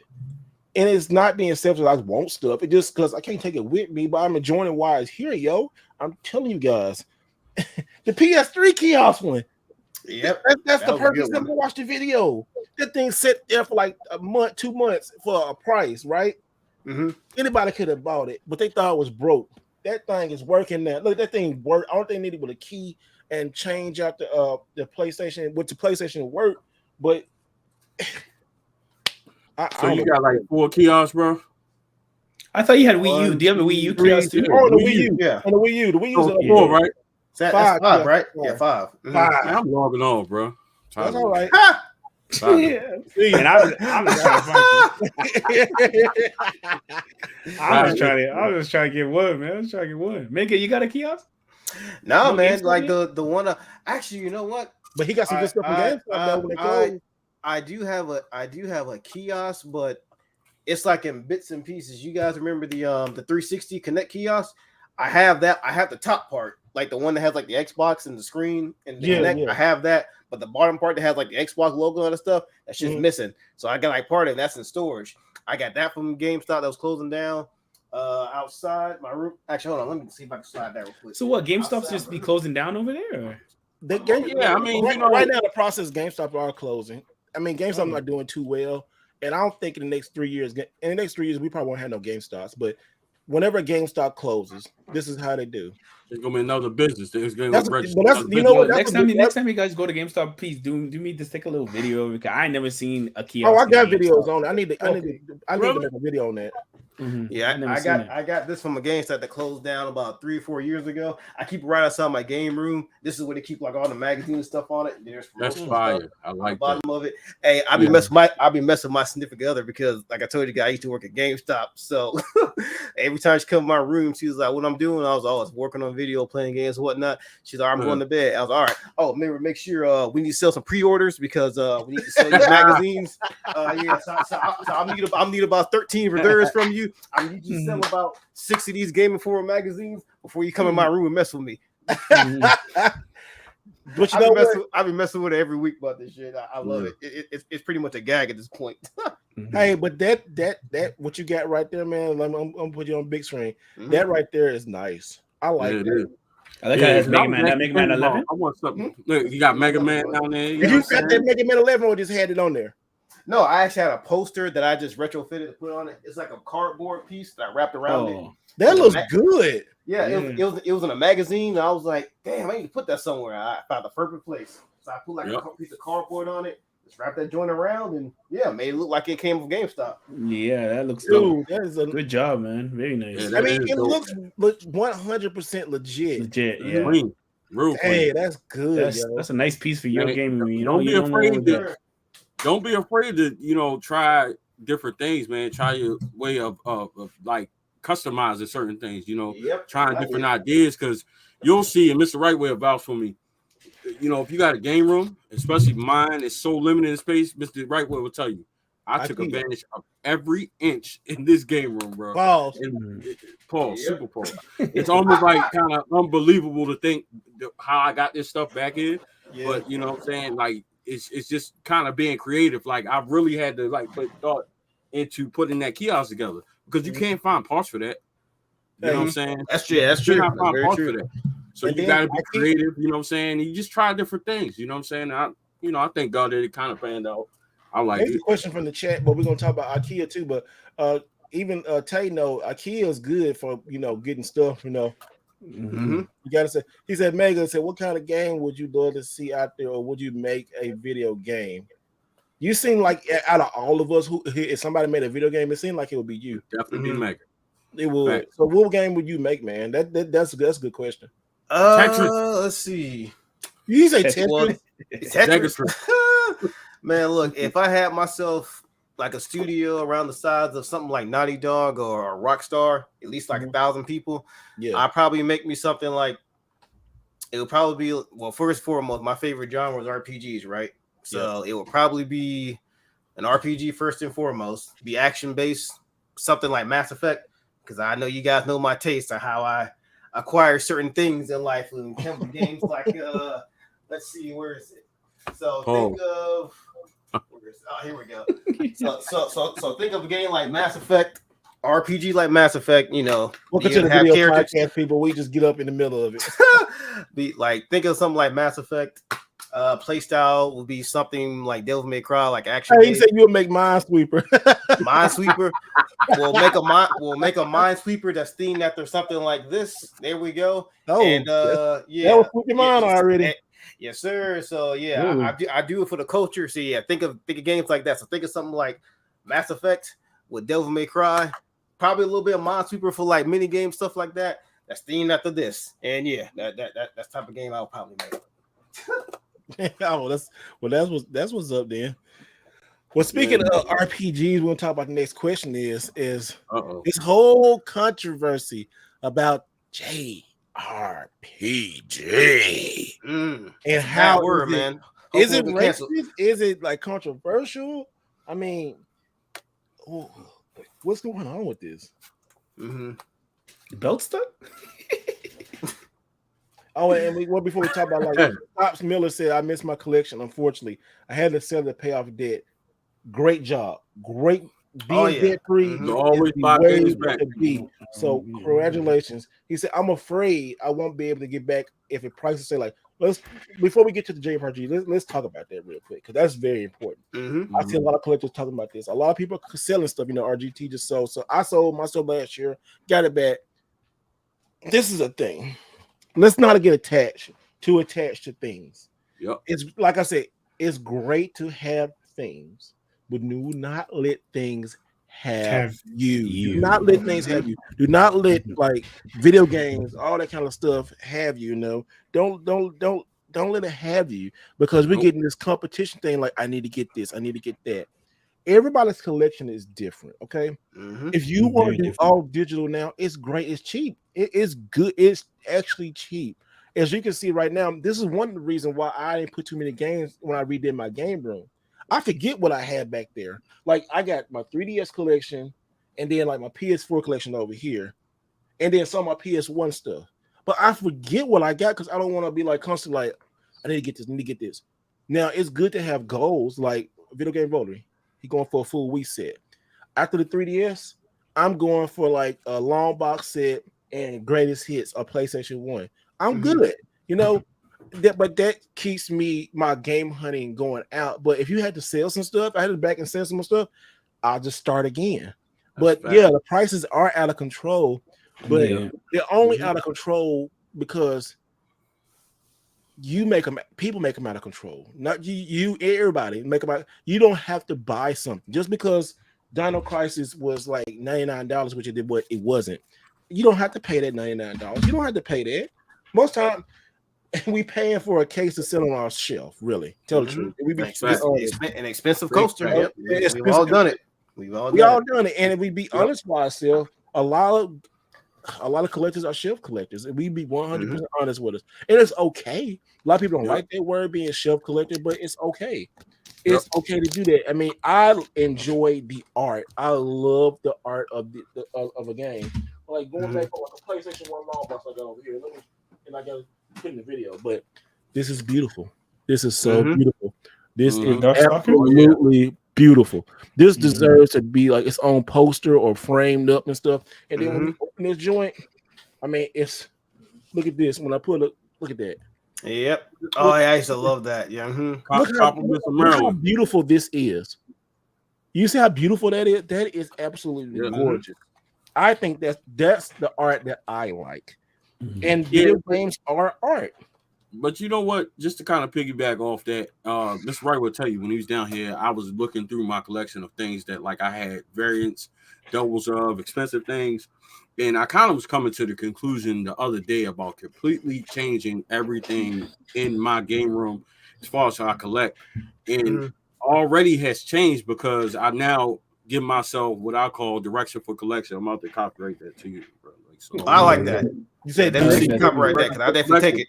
It makes game hunting, like Mr. Wright would say, it makes it more fun. It gives you a purpose. You're going out searching for stuff. Because other than that, let's be completely honest, right? You know, collect these games or whatever. You have these shelves that display beautifully, right? But who cares? That's the fact of the matter. Be completely honest with you. Only one cares is like if you want to show it off to your friends. Yeah, you know what I'm saying? Unless you're one of the ones that's going through and playing them. And we gotta be completely honest. Most adults that have responsibilities, we don't have enough time. You know what I'm saying? I spend more time collecting than I do playing by far. Right. So right now in this stage of my life, I do. I think, and you know what? To say that too, I'm gonna let you get back to your statement. It's okay if you got games that you ain't played yet. I don't get this game shaming of you have a bunch of games on the wall and somebody, have you played those? Like, no, have you? You're not gonna play them? Like, why are you shaming? Why are you shaming somebody who want to collect? You know what I said? I say it's like first world problems, you know what I'm saying? First world problems. It's like we have so many options. Back in the day, you get a game and you really wrap down the weekend, playing it, and then you sell it and get a new one. The world you sell it and get a new one, but nowadays you have so much. I'm put my belts out over there now. I would say, and that's the thing. Like since all of us are like younger back in those days, growing up, and now we have more disposable income. Like we're going back and buying a lot of this stuff that we used to either want to throw in our collection or stuff that we just bought and sold and just wanted to get back. Yeah, like plenty of times. I would say for me, like I gotten to the point now to where I don't even go for full sets. I only go for stuff that I really want, that I admire in my collection. Like Super Nintendo, I'm gonna be real talk with that.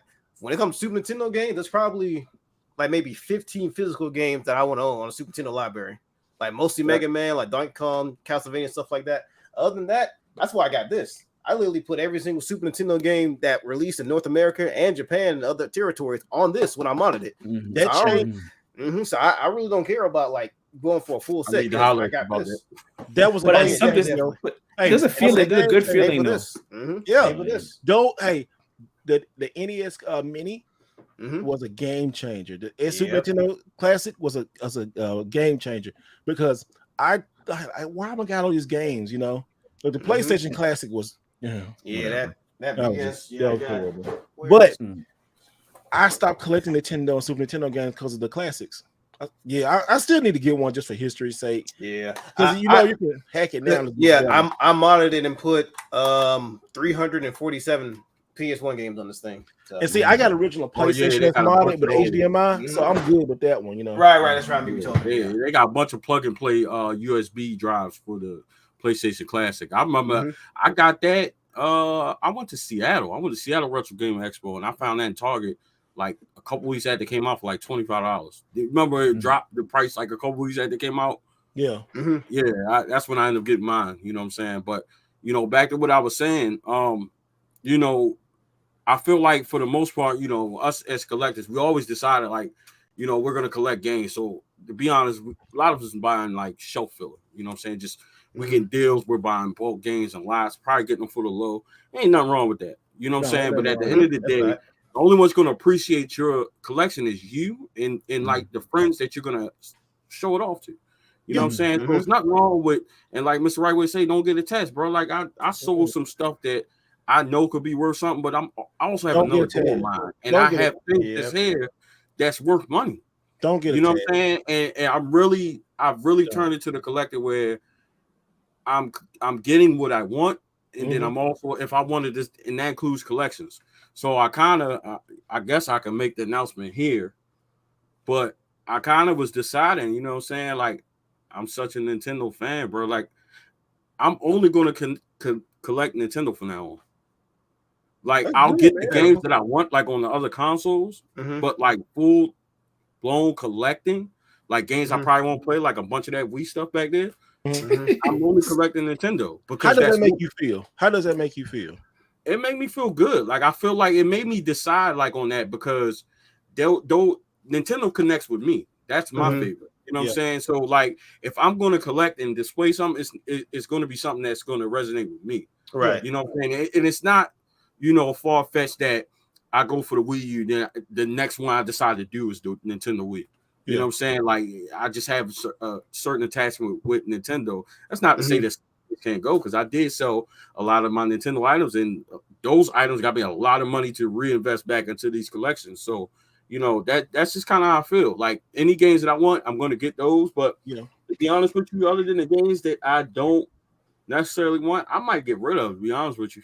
And just I've been doing that.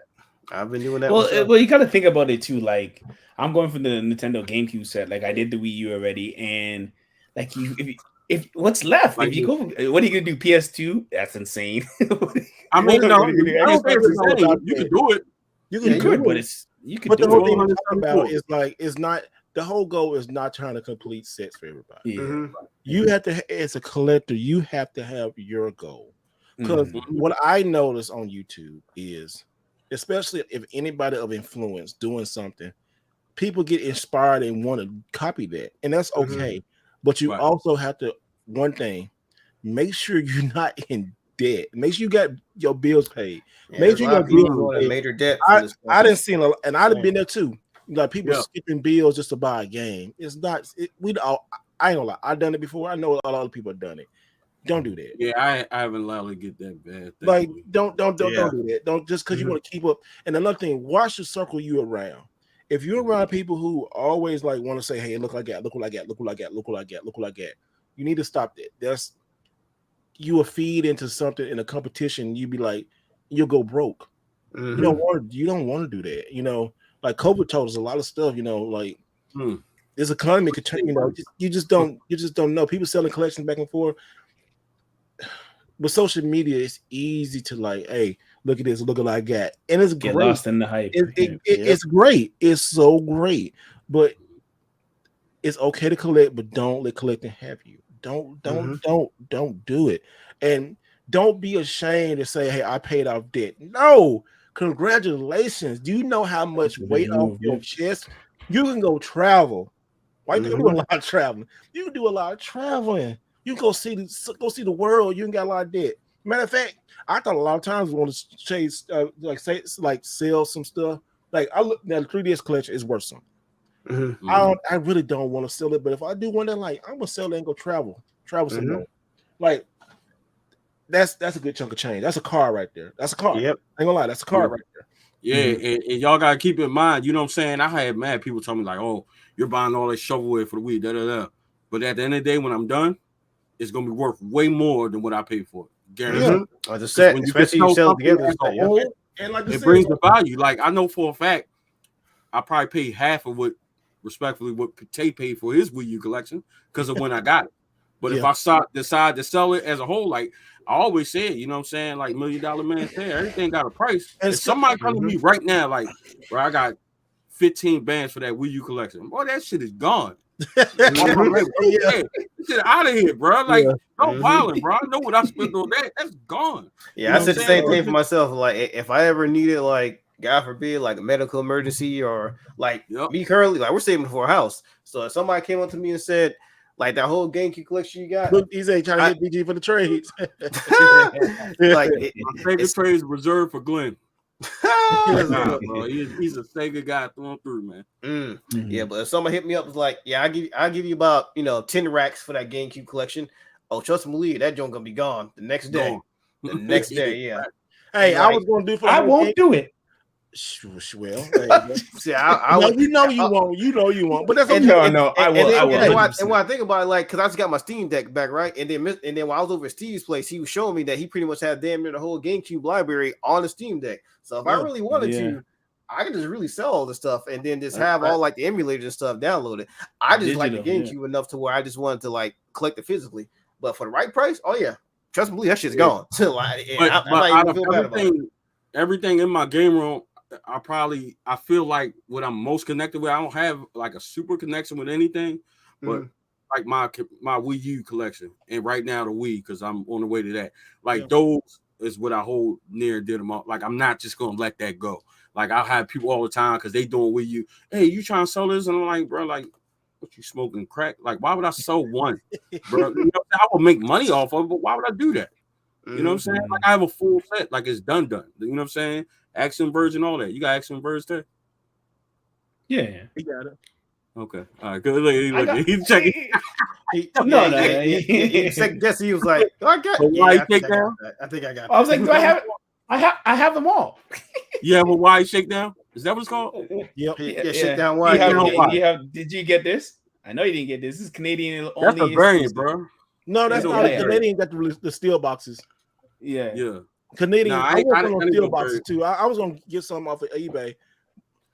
I thought about doing the Nintendo Selects, like the subset for that, but hey, yo, real quick, let's shout out Scott, man. Like, he said, new AEW game, but like what Scott was saying, like he said, he told himself, I'll be more happy in the long run. That's right, Scott. Congratulations to you, man. You are debt free. Do not get back in debt, bro. You know what? I just canceled a car tonight, and I said I need another credit card. I didn't, but because I couldn't rent cars without a credit card. But I found a new app called Turo, so I use that. But a little bit higher. Turo. Yeah, Turo's good. I'm aware of that one. But you can. It's like you can rent. It's like Airbnb for cars. I feel my car on there too. But anyway, long short, they don't try to charge me like a convenience fee just to use it. I called them and said, "Give me a cancel it. I ain't activated. I don't want this crap." So I told them it's off. Like, you don't really need credit cards. You don't. Well, we just got used of.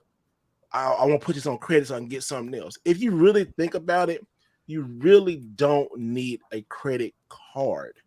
But I understand the credit card system, which I hate, because I hate the credit system because they say, oh, if you don't have a certain score, you can't get this. And it's so stupid. I hate it, but you need it. Let me play devil's advocate, right? All right. So in certain cases, right? So if you're trying to buy a house, you have to have a credit card, bro. You got to have some kind of revolving line of credit outside of, like a car payment and stuff. I can't speak to that because of my military. Different. I can't speak to that. I can't. Yeah, outside. That's why you have that mindset. But outside of that, your credit is important. So it's not so much about the credit card, people. It's about. I don't understand. What do you mean? It's different because they're in the military. Because he gets better. He gets different loans and different rates. I get different benefits. Like, I can go in the bank and I can get a loan, and I don't have to do nothing. Like, it's because I started the military, and I can get I can go and say I want to buy a house, and they look, oh, you got a military, this VA. I get a VA. It's like a thing for the VA loan. He also gets lower interest rate too. Like the interest rate. And respectfully, just from just a little bit of knowledge of things, like I've been watching a lot of stuff, like just history stuff, surprisingly, on just like 9/11 and stuff like that, and just knowing what veterans and stuff went through. Respectfully, they deserve things like that. You know what I'm saying? Like veterans, they get shaded on, like they don't got pensions and stuff like that's foul to me. Like, they doing the most and they don't even get a pension. They should. But outside of that, regular folks, it's all about how you do it. You know what I'm saying? I got tied up in a little bit of that. But I'm also focused on fixing that problem. You know what I'm saying? It's just a matter of how you do it. Like everybody was saying, credit card's the devil. Credit card's the devil. You can't control your fingers. You know what I'm saying? Swiping or tapping, keep tapping, bro. You I like that. But I'll say, like, it's something. It's valuable. To be honest with you, credit's more valuable than cash all day long. Yep. But people prefer credit, and it's you strive to have good credit. I strive to get my credit good when I bought my house, or whatever, and I was like, I'm not turning back. I worked too hard to get it good, but that's not a good thing always. You know what I'm saying? When you walk in Best Buy, they like, yeah, you got 5 bands. I'm like, oh shit. Let me get that PC right there. You know what I'm saying? But you feel good about yourself, don't it? Time goes like, ooh, like, I got long way to The benefits of it is when I went to go buy my car, I'm walking in there, and I got the entire intention, bro. I'm not giving y'all no cash right now. I'll tell you right now. And you gotta take pride in that, though. Take pride, especially as Black folks, take pride in your credit, man. Yeah. You know what I'm saying? You got good credit because it's not universally seen. You know what I'm saying? So you walk in the spot and you got people playing to your terms. You know what I'm saying? You can utilize it if you're gonna be smart about it. If you're gonna spend credit, like if you go to a convention, I did that at Portland Retro Gaming Expo. I was like, all right, well, I'm gonna use this amount. Come up with a plan to pay that money back. Because that's all it is. It's really let me hold that money. Something you really don't need, you know what I'm saying? But of course you use it for emergency, but 9 times out of 10 it's probably something you don't need. You like, all right, I'm gonna pay this back over time or whatever. But the thing about it, like as video game collectors, it's like we don't need any of these things. All these things are we can get digitally or emulate or that's not true, Tay. You speaking from a perspective of you, bro. Everybody not gonna be able to go out and spend $300 on the game, bro.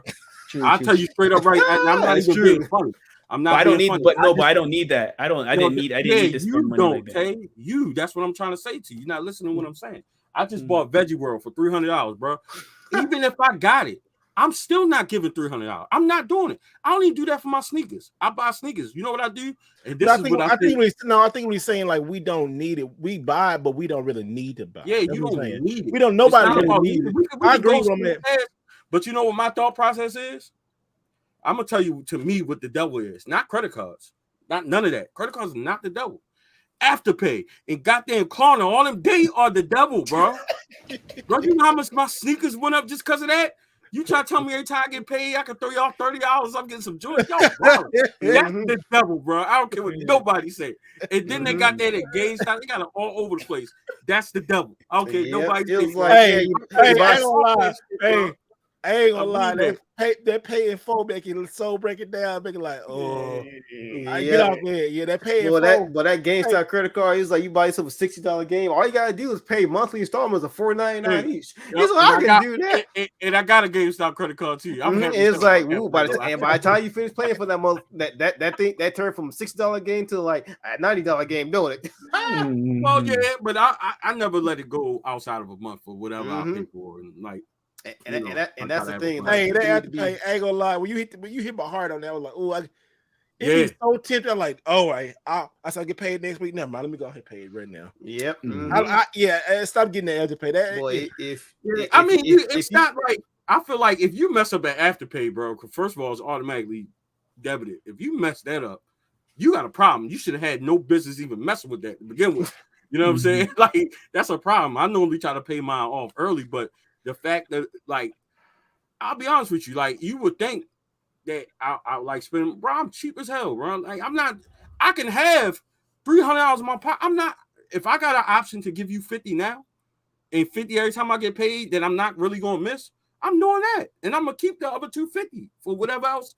I got 4 kids, bro. Something always happening. They hungry as hell. Like, you know what I'm saying? That's respectfully. Like, it's been those paying for. Why I'm saying this, the devil's also been a blessing in disguise. You know what I'm saying? It helps people that have good credit to be able to utilize things like, if something comes up or whatever. Like I did my kids' school clothes on paying for. We talking about $3,000-$4,000 for 4 kids, bro. Like I ain't one. As long as they don't try to take advantage of it, because they break the payment down, that's good. But still, this whole credit conversation is kind of crazy. It's going to go off without video games, but let's talk. Let's go talk about what we were originally talking about, because we don't want to talk about Afterpay. Let's go back to the JRPG stuff, which Mega is. He's really good at it and stuff. what is going on with this JRPG? Because like, I thought that was it was as you know, a Japanese role playing game. Right. I mean, why are they trying to turn this to something negative, man? What is up with this? It's funny because the whole conversation came with Yoshihiro P. He's the lead producer of the upcoming Final Fantasy 16, and they did some type of I guess early demonstration or closed behind the scenes play session of the game for certain content creators. I guess just the past week, and yeah, a lot of people when they were doing interviews with them, one of the topics that came up was like, Final Fantasy 16 is like a JRPG that's different from all the other ones, and then how he pretty much came out and said like he doesn't want people to view this game as like a JRPG because it comes from a long line of like Final Fantasy just been like known for just being like a strictly RPGs from like 1 all the way up to currently, right? And then he said he wants this one to go in a different direction to where he doesn't necessarily want the connotation of like JRPG to kind of be like a negative stigma on it.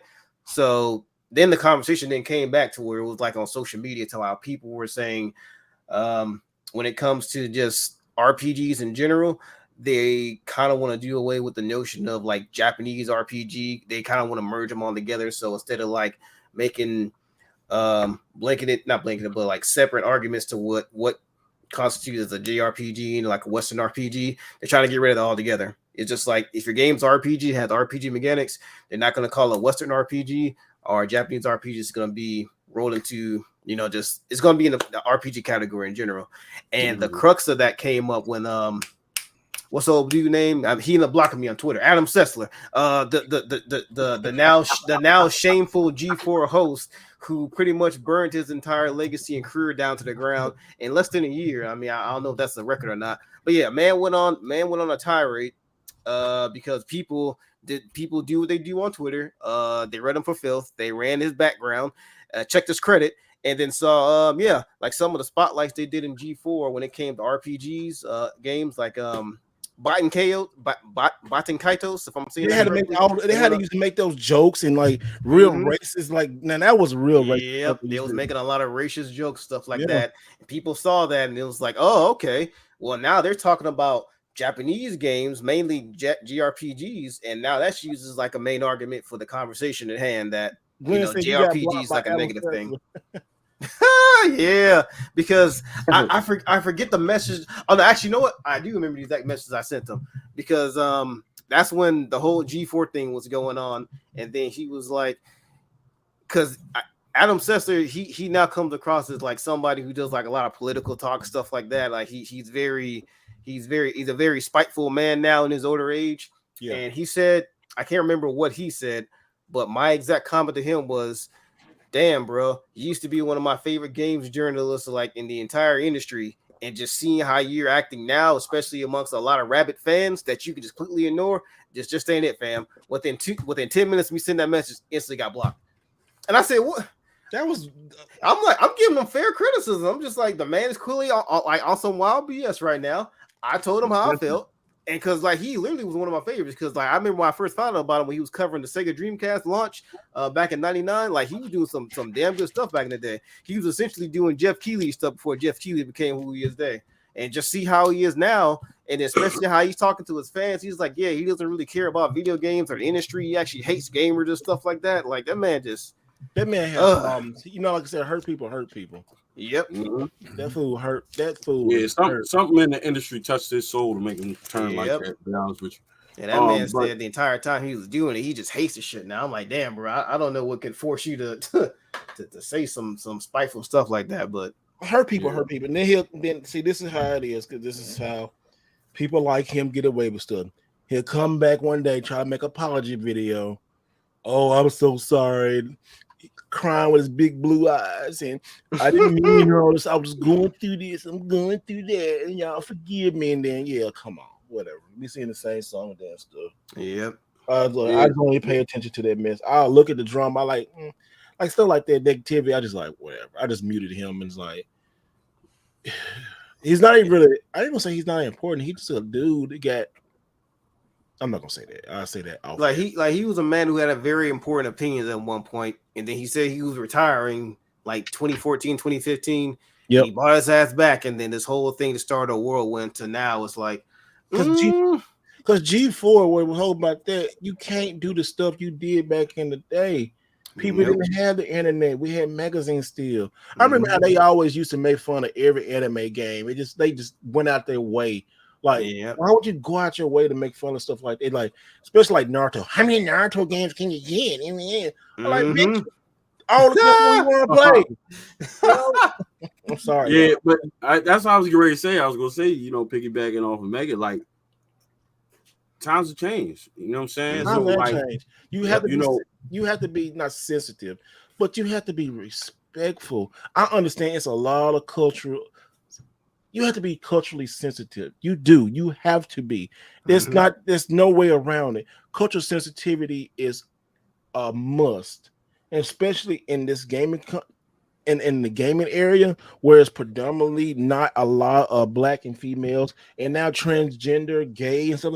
You have to be kind. You have to understand that it's inclusive for everybody. It's just not a bunch of just like middle-aged white guys who playing video games all the time. Yeah, but not even just that, just the world in general has changed. The world, but I'm just talking about the world we in right here. Yes, the world. Yeah, but that's what I'm saying. I feel like the JRPG stems from the world we live in now. I can see that infiltrating what we're in now. That's all it is. Where I felt like at a time where, to be honest, I felt like the gaming community really didn't look at a lot of that stuff that I noticed. I just think that now that the world's become what it's become, they now said, "Oh no, that's a Japanese thing. You can't say that no more." Right? It didn't used to be like that. Like I feel like the way the world has shifted and becomes, and it's not totally wrong, but I can feel like things can be overly sensitive. But it's also all right. We're just gonna show more respect. All right, we can take the Japanese out. You know what I'm saying? But at the end of the day, it wasn't coming from a harmful place. Harmful place. Yeah, I think somebody wanted to make it a harmful place because I think that developer got mad because he wanted to be different, and since he has a voice, and his voice is going to be louder and more. I guess you say more important than all that. Not more important, but his voice is louder, and people take a look at it. Like, oh, he's saying something. We should look at it. And we should look at it. But I just never. And I like I said, am I not being culture sensitive? I don't know, because like I said, JRPG was a term of endearment. People like, oh, you playing a Japanese? Oh, wow, you got past that. That is wonderful. This is the first time I ever heard anything negative towards that. And I don't. That's the background. I don't even know nothing about him like that personally. What's his? I don't know him either. I'm just saying, I don't know him. I'm just saying, just know he's a. No, I'm asking. It's Mega. Do you know? He's had a long history just working on like Final Fantasy games, but he is mostly known for I'm not sure if you guys play MMOs, but the Final Fantasy 14 game, when that originally came out 2010, though, that shit was terrible. It was essentially the ET of the modern era. Like that's how bad it was. So he was known for coming in, completely scrapping whatever that was for when that came out, turning the ship to where now that game is more popular and profitable than this stuff like World of Warcraft. No, I mean, like, what's his ethnicity? The person that's he's Japanese. He's Japanese. Right. So again, that's what I was saying though. It's not necessarily about the term. I think that the world's turned into something, and now it's created a sense of sensitivity that wasn't there before. Oh, and gotcha. Like probably what Chris Rock was talking about. Probably somebody hurt him though. Somebody hurt him some kind of way to make him feel offended, for him to have such a vocal point in this genre of gaming that was, revered at one time. And now to be total 360, something happened. No, so I'm not going to hold him to it. I'll hold him to the fact of him trying to like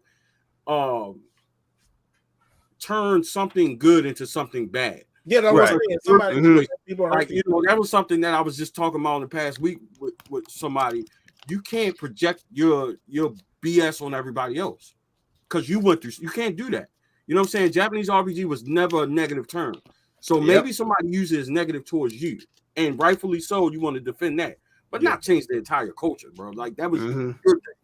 You know what I'm saying? You can speak out about it, but he's spinning the narrative and turning something that I never ever in a million. And I think everybody can agree. Nobody saw Japanese RPGs negative ever. Nope. Everybody. I always thought it was going to be a lot better when it was it did.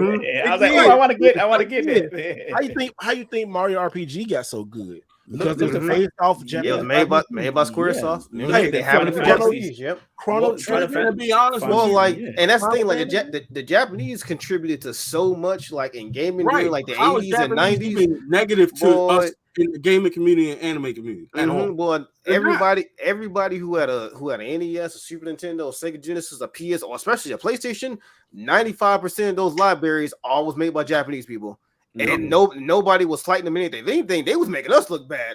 So we had to learn from them. You know what? I know we Americanized Final Fantasy 3 and we call it 6 or whatever, but the ones that they released was way better. Yeah, we always was banging stuff from Japan. You just said something just sparked me, and I really do think this. This is my opinion. They used to be good at games, but now look at the Western development. Look at God of War. Look at God. Look at game like God of War or like the new Tomb Raider. All these Western developers are Halo, Gears of War changed the game. That's true. But they copied a lot. PlayStation not even in Japan no more. PlayStation, they're not really in Japan no more. PlayStation they moved to California. Their main headquarters is in California now. Yep.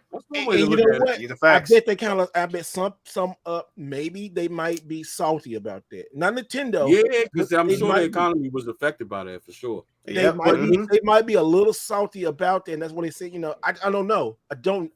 They're just like, I'm looking at how people react, and like you're saying, somebody like Video Game Vote said somebody hurt that man probably, and that's why he's saying that. I can see it. Yeah, it took some money out of his pocket, but at the same time, it's like I remember, and I'm sure it's different now, but I remember when I'm sure Glenn in the chat will speak to this. He's a big Sega fan.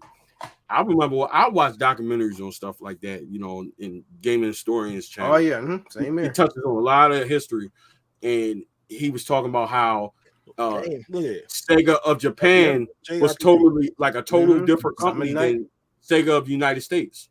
You know what I'm saying? So that's kind of like, you know, that makes completely different. Like, okay, like even if it was, I feel like y'all still got your own market. For instance, you know, stuff like the Vita, they kept producing things. And if I'm not mistaken, I'm pretty sure they still producing for the Vita. They do some degree. Especially the developers. They still do it. Where you know we have a certain market, but y'all have a certain market too, where that what you say. Japan to go and just what Hunger for Content just said. It said like Hunger for Content just said is because the Japanese and Westerns have entirely different cultures. We do, absolutely, we do, absolutely. And you know what? The Western culture of gaming has totally changed when the PlayStation 4. I guess it changed when the PlayStation 4. It started to turn the tide. On the Xbox 360, the Xbox 360 really did start bringing more developers out. Everybody wanted to develop for the 360. The 360 was besides the Red Ring of Death, but the games the 360 dropped, made Halo, Gears of War, Fable, like Forza Motor, all that stuff. That's four right there. That's four franchises. Remember when Gears of War came out and you changed on somebody in the end? That was the reason I bought my 360. Woo! That was the reason I bought 360. Yeah, Gears of War was really, really big when they first came out. Like they had like, and I feel like still to this day, Gears of War has their own like culture. Like nah, bro. Like Halo got theirs. Yeah, Gears of War got theirs. People, it still does. Yep. You know, Call of Duty is more of the, you know, hey. Look at this, and this is gonna make a lot. It ain't gonna make a lot of people mad, but when I say these two games, people can get their feelings a little bit. Minecraft and Fortnite. I know why you said it totally flipped the video game market. I mean, and that's what Western development. Yeah, Fortnite, 8-bit. I still don't understand Fortnite. I'm pretty sure Fortnite's been the biggest game for like 5-6 years. I don't understand Minecraft. I cannot play Minecraft. My ADD is too. What do I do? And people love it. I'll tell you another game, like one that is like one that developers like they want a game like this. They can make one game and eat good off that game for 10 years. Grand Theft Auto 5. Every developer wants that one game they can think about this. Like, since it came out, that's the game that came out in 2013. Every single year that games came out, it has always been in the top 10 for like 9 years straight, 8 or 9 years straight. True. That's fact. Yeah. So when you think about monetary like gains they can get from this stuff, a lot of companies are chasing after that. They make one game and they straight for like 5-10 years. You know who followed that? It has so much replay value on that game too. You can just pick it up. Mario Kart. Yep, that was it. Mario Kart. Yeah, Mario Kart. They stopped Smash Brothers, but for real, the main outside of GTA, and I feel like they kind of took them in monetary as far as money making. Number one is Fortnite, and despite how much it's frowned upon, to me they're brilliant at how they created that game, and they continue to make it just a little bit better, keeping interest, making things. That's how you do it. And they probably started. Know what they're doing. Know what they're doing. They're throwing whoever's hype at the time in the game. Look, Dragon Ball Z fighters was popping, threw them in. Then they threw LeBron James. They had The Rock in the game. Yeah, but I mean, even outside of that, for a limited time, LeBron James. They've added a ton of. We're not gonna take away from the game because they've added a ton of different game modes in there. I don't play it as much. My kids play it. You know what I'm saying? But I've seen the different things, how they've expanded on it. You know what I'm saying? From adding, vehicles in there, Team Rumble, all these different modes, and they're continually adding and updating. Yeah. That's how you do it. And I feel like that's what some of these games that come out every year, we spoke about this on the podcast, a few weeks ago. That's what the games that come out every year, your Maddens, your 2Ks, your MLBs, your Call of Duties, that's what they need to go to. And even some of the fighting games to some degree. I think that'll be a little more difficult to do. I think those sports games are the first person is scared to go. I think if they are going to do it, I think FIFA will have a good chance of doing it. Or NBL the show. NBL. Or how's it MLB the show? MLB, like any of them can do it. It's no loss to them. Because to me, I feel like they will save money. It would be a big not loss. Producing the physical copy of the game anymore. Yeah, I think it would be a big loss. Especially like Madden. Think how much Madden and Call of Duty sell each year. We were joking about it earlier, but people gonna buy every year. Gonna buy, and it'd be this. I'm gonna buy Call of Duty, but it's that comfort game. It's like that one game. It's like every year. I'm not. You know how many places you choose Madden 2001. So but you know what? That was one of the best Maddens ever. It was, and I don't even like football. Really, but I played it. Every gamer has at least played one Madden or seen Madden. People know when they say football game, it's Madden. No, you can't. I mean, others have tried. 2K tried, and they tried. No, and 2K was really good. Close. They got robbed. Sega screwed them over. They did get robbed. NFL like Sega effed up so much, bro. No. EA said like, oh, ho, this game is good. No. We need to buy the rights to the NFL. They forked their money over for what? Yeah, but 15-year contract. Right, but if you think about it, think about how the reputation of a sports title has changed to like quote unquote true gamers. Like early on, like Sega titles, Sega Sports was a thing. Yep, they were pushing Sega Sports titles, and now you look at it now, it's kind of like they kind of got their own lane. You know what I'm saying? Like you got the people. I still play them time to time. Like my cousins, like it depends on your culture, bro. Like when my cousins come over, we playing 2K. You know what I'm saying? We playing Madden, and I'll tell them, right? I probably don't even have it. When I get it, I get it on sale when it go on sale for $20. Or less. Black Brain just said, man, 2K on a Dreamcast was a fire ever. I still stand on that. Best basketball series ever was on NBA 2K on the Dreamcast, the original 2K. I don't care nothing about this 2K now. 2K on Dreamcast all day. To have your plays on a VMU.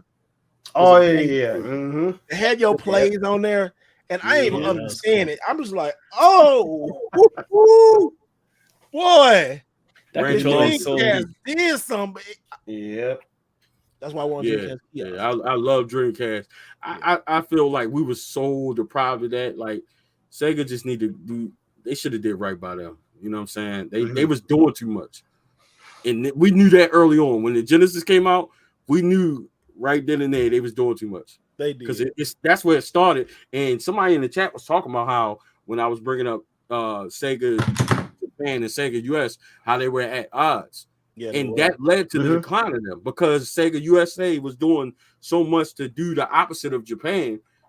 They sunk themselves. You know what I'm saying? They was doing too much. They came out Sega. They're bringing out all those darn Saturn, bro. Like the Saturn came out like a month after 32X or something. Or hey, that was the biggest burn. Yeah, that was. PlayStation hold them so big time. He came in and said, what did he say? Like, what did he say? $299 or $199? Yeah, he came up, him open this book. Oh, yeah. He that little press book. $199. Yeah, he's like $299. Yeah. $199. And just like left. And the drink, and you know what? I bought a Dreamcast. I bought a Saturn that day, but to hear when the PlayStation get ready to come, it's going to be $199. I was like, why did I buy this Sega Saturn? But the first, the reason why I bought Sega Saturn though is because you could not touch Saturn on 2D games or fighting games, anything 2D, you couldn't touch Saturn. Sega Saturn, Mega Man X3 was better, Mega Man X4 was better.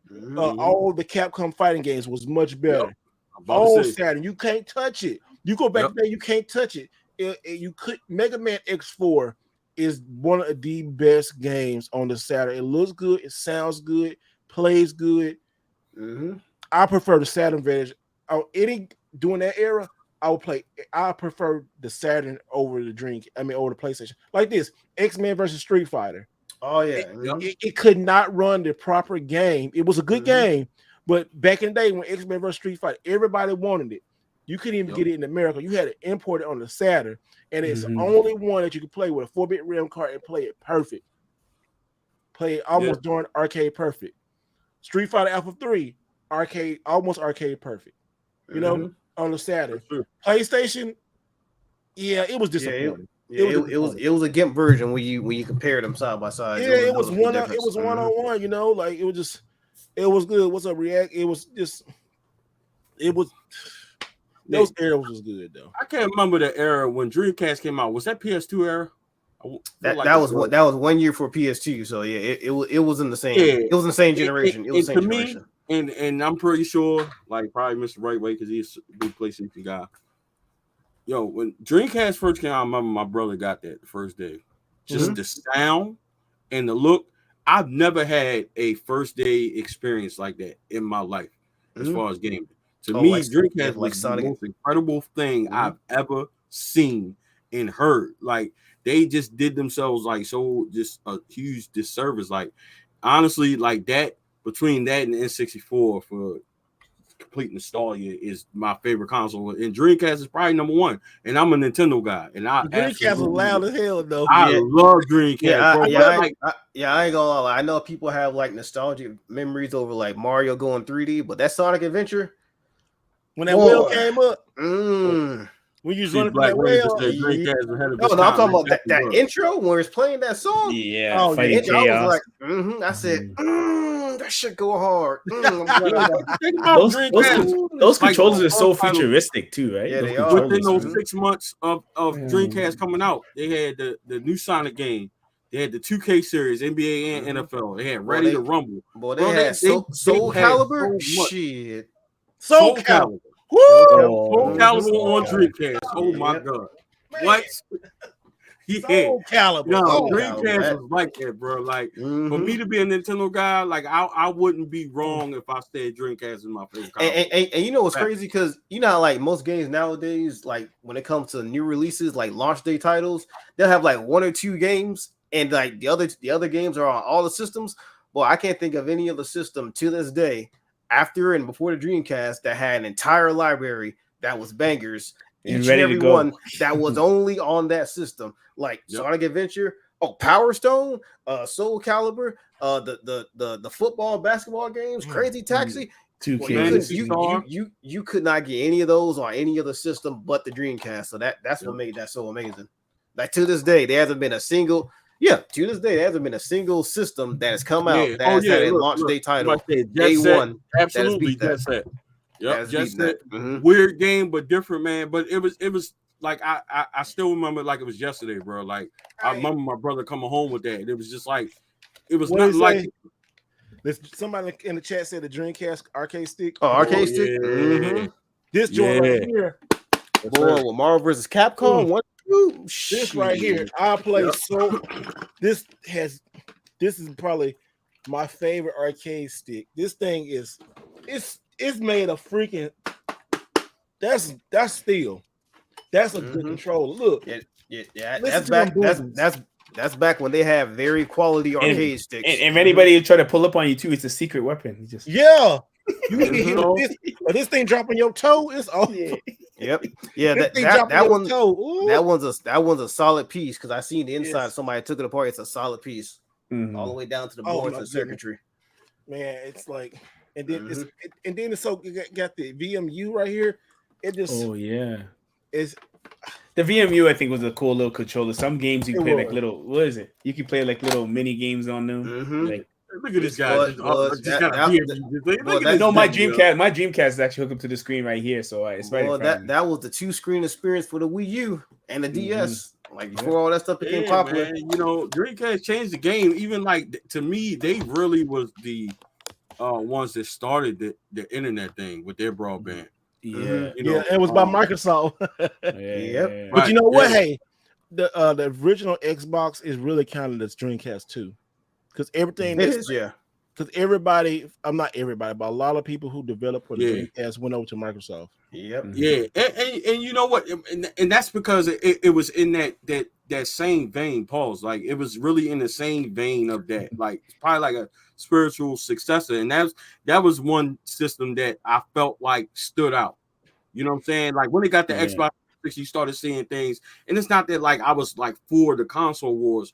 I just like the difference in the variety. Like I like to go. I'm only going to play this on Sega. I'm only going to play this on Nintendo. I missed it. I missed that time where if I got a different feel. Like now, outside of Nintendo's becoming its own. Well, in Sony, Xbox is just like kind of lost in the sauce, and I honestly feel like they are turning into a subscription-based console. Oh yeah, absolutely. Everything into Game Pass, which is totally fine. But you know, it sucks because they bought all those companies, and they're not doing anything with them. You think they're trying to like just buy? It's almost like they're trying to buy the competition because they can't compete. What else do you say to that? Like they got the money though. I mean the money means nothing, but it's almost like they like Vince McMahon in the gaming industry, bro. Like, no, I'm gonna go ahead and buy WCW real quick. They ain't gonna have nothing. But the thing about it is, it ain't the same game. Sony's still producing very good quality games where they only giving it to PC. And you notice they did that with PC. How many people have true gaming PCs that they keep up with every year? Ain't too many. Another console. It's not competition. That was smart. And Sony, and I felt like I respect Sony for that because they did what Nintendo do. You got to respect and treasure what people come to you for. You know what I'm saying? That's why everybody talk all this stuff about Nintendo, bro. You're gonna buy it every time because you're gonna want to play Metroid, you're gonna want to play Zelda, you're gonna play Donkey Kong, and you definitely gonna want to play Mario. The man didn't say Pokemon. I mean, just cause like that to me, that's like for the younger crowd. But you know what I'm saying? Like, no, it is like a young RPG. It's because it's like I don't know. Like to be completely honest with you, I haven't played Pokemon since the original. Yeah, I haven't played it since I have not like really gotten to that game. And honest to God truth, I played it at E3. I played what was that one? Mega in 19. Oh, Sword and Shield, one in 2019. Sword and Shield. Bro, before I played that demo, I hadn't touched Pokemon since the original. I just haven't. It's a good conversation on that, you know, like Xbox, and I can see why. And a lot of Xbox fans are weird. They get mad, but honestly, like they don't have what's one game. Oh, this is an Xbox game. You really can't say besides Halo. At one point, it was Halo and Gears of War and Forza, and then even what was that called? Like BioShock. At one point, that was heavily associated with it. The Elder Scrolls game. I was gonna say Assassin's Creed, but hell no.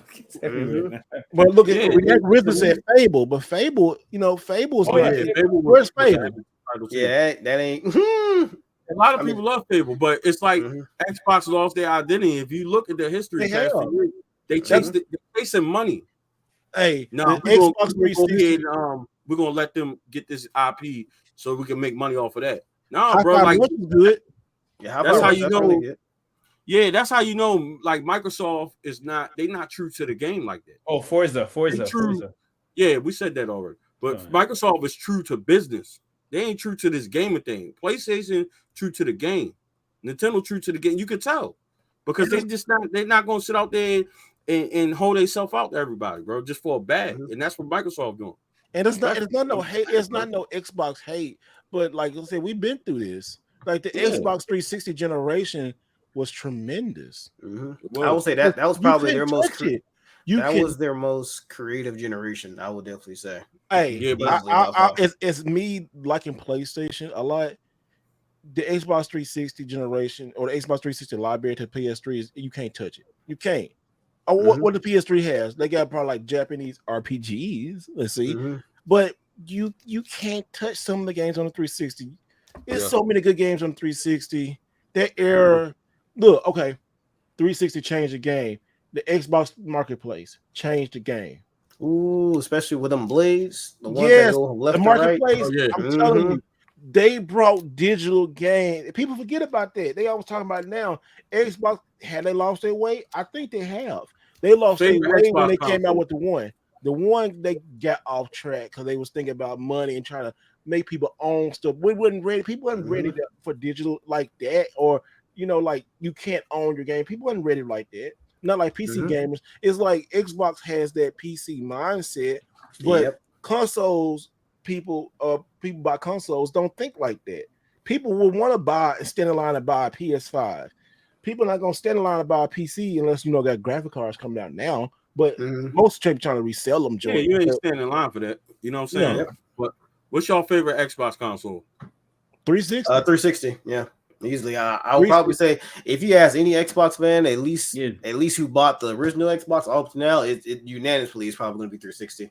The one is good now, but like I say, the one I have one over here. I said I'm not buying an Xbox Series X no more. I mean, I'm not buying another one. I'm not buying one. I'm gonna keep my one and just play Game Pass until I can see a game. I want to play a Xbox game that's for Xbox. If Starfield's there, I might buy a Series X, but that's one game. You go to the PS4, PS5, you got so many choices. You got God of War, you got Horizon, you got Gran Turismo. You got the VR, you got so many things on here. Like you got what? Okay, this is not on. This is great, and this is not on Xbox. You got Wipeout. As you play this in VR, you will love it. Don't play it in VR, you'll love it. I mean, I'm pulling like this only on Xbox stuff. Like that game's fun on the Vita too. I'm a big fan of the original Xbox. Oh, here's a game, underrated game on PlayStation that people need to play. Infamous Second Son. Oh my God, this game is so good. This game, the story, the moves. If you like Spider-Man, play this joint. The game is good, but Sucker Punch. Oh no, Sucker Punch. Don't. I would say don't forget about the greatest Assassin's Creed game that came out since 2, Ghost of Tsushima. Oh yeah. Ooh yeah. If you love Assassin's Creed games, I got it up here. Yep. It's right here. Made by the same people who made Infamous. Yep. I mean, there's so many. I could just pull out stuff over. Yeah, me personally, I kind of like the consoles that got character. Like 360 was a dope time, but I also feel like I mean, that was kind of the last of it, and I feel like that was the last time they kind of, to me, had their identity, and they showed by their sales. I mean, they couldn't mess with PlayStation, and that's what it was. They were trying to fill the gap, and when the Xbox One launched, it was that big old deal about the $100 more because they wanted to include the Kinect. They screwed that up for the Here you go. Like they're trying to play catch up. Uncharted. Uncharted games. All the series. And also, this is different, y'all. We got the Uncharted collection here, right? Where overseas they released them one by one. Look, see. Oh, that's what's up. Okay. I found these at like for $4 a piece in game exchange. I was nice. I like that. PS4 is region free too, so that's nice. Yeah, it's region free too. Another thing, region free. See, look at like here. it's just good to have these singles, even though we got the Uncharted collection and got them all together, but just to have these to get like this is pretty dope. I need to find two. Kind of like its original release format in PS3. Yep, I like Uncharted 4. It's a quirky game on the PS4. Like Knack. Oh yeah, Knack 1 and 2. Yeah, Knack 1 and 2. They're not the best, but they're good. They're okay. Yeah, even that what was the Astrobot? Yeah, the Astrobot Playroom. Yeah. And a Rift. Yeah, the Astrobot Playroom. Well, that was a really good packing game. That was on the VR. So you can't listen. People can't tell when I see Xbox fans be mad or I see PS4 fans, they going back for it. It's all stupid, but really, if you look at franchises, PlayStation got good franchises. Xbox got them too, but where are they? Where are they at? I'm tired of playing old stuff. I played all the Gears of War, played all this stuff. I mean, if I'm gonna play like Tomb Raider, I'm gonna play it on PlayStation. Xbox may look a little bit better. It's a lot of things. Does it look better? A lot of games look better. They always had good quality like hardware, but my biggest thing really recently, Xbox goddamn liars, bro. Like that's my biggest problem with them. They lie. Who? Xbox, they're liars. Oh, they do lie. Yeah, they lied to me, bro. All they did was sit up there. Oh, the Series X will be backwards compatible, bro. If you go back on my channel, I made videos, but I'm like, nah, I'm all for the Series X full backwards compatibility. I went back, started buying more OG Xbox games. They lied, bro. Like that really made none of that works. No, that's a $500 lie, bro. For real. Oh, man. I was like, I think some of them work, but it's a very small margin. Very small, bro. That ain't the way that they promoted that, bro. I can keep that. I know it's not the best, but it's good. It's not the best. I hear what you're saying, VGB. Like, I got some Xbox games this weekend. I was like, oh, let me just test them out, right? I got them from like secondhand store or whatever. So I popped it in my Series X, not compatible. So I put it in the 360. And they were compatible with that shit either. So I had to I have to hook up the Xbox. So let me point out something with that, because I ran into that recently. Because if y'all probably don't know, I bought Def Jam Fight for New York. Fight for New York. With the original Xbox. Oh, that's what's up. Finally found that right. And I'm like, all right, for whatever reason, my original Xbox, the tray wouldn't work, but it's all the original Xboxes now are horrible. Yeah, so I went to put it on my 360.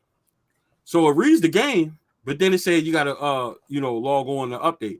Oh, they stopped supporting for that. Yep. Bro, I was tight. I'm like, yo, for real? Then you ain't allow me to play it on my Series X like you promised me. That's my biggest thing with Xbox. Like, to me personally, it's here.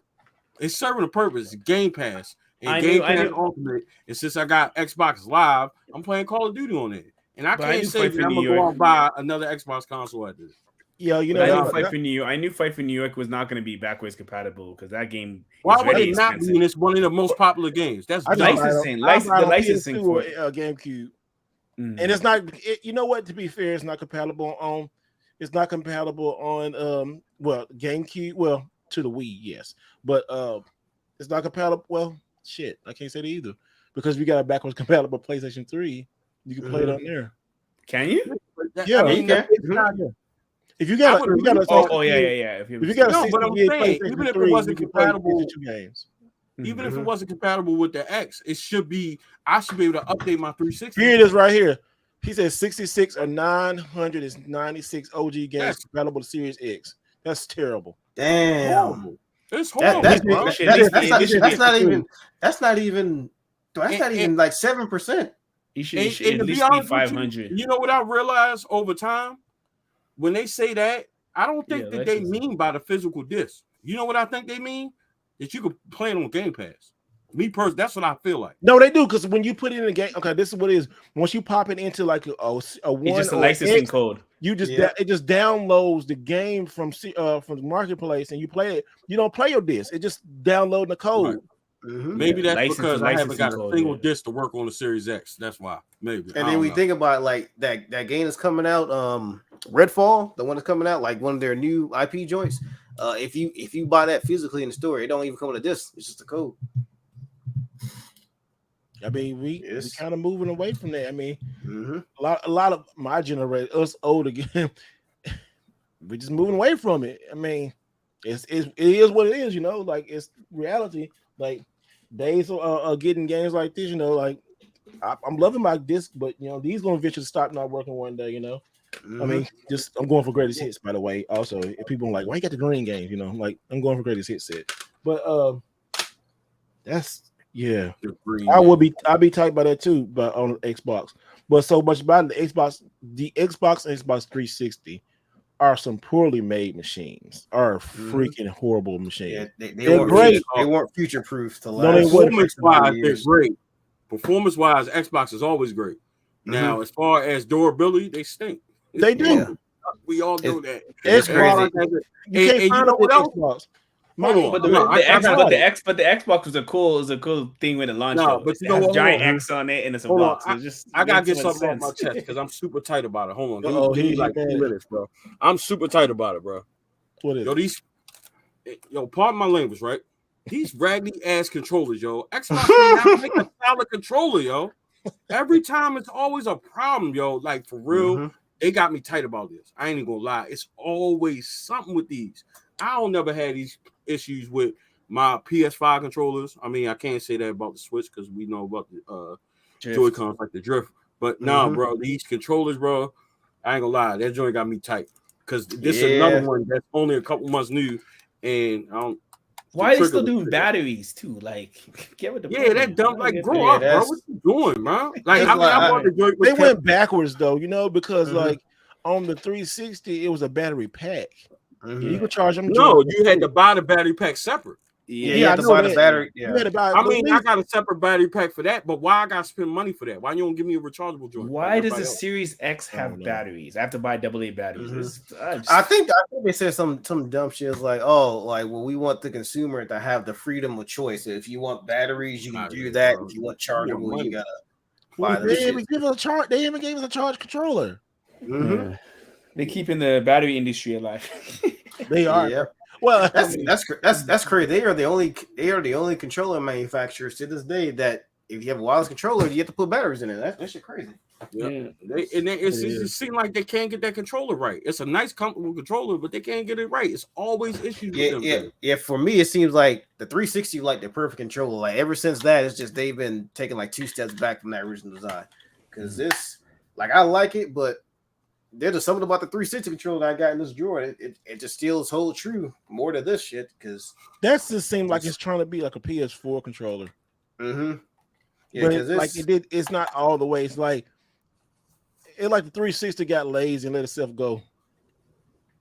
Because it's different. It's the same thing like the S controller. The S controller changed the game on Xbox when they made that big fat controller. I like it. I like the Duke.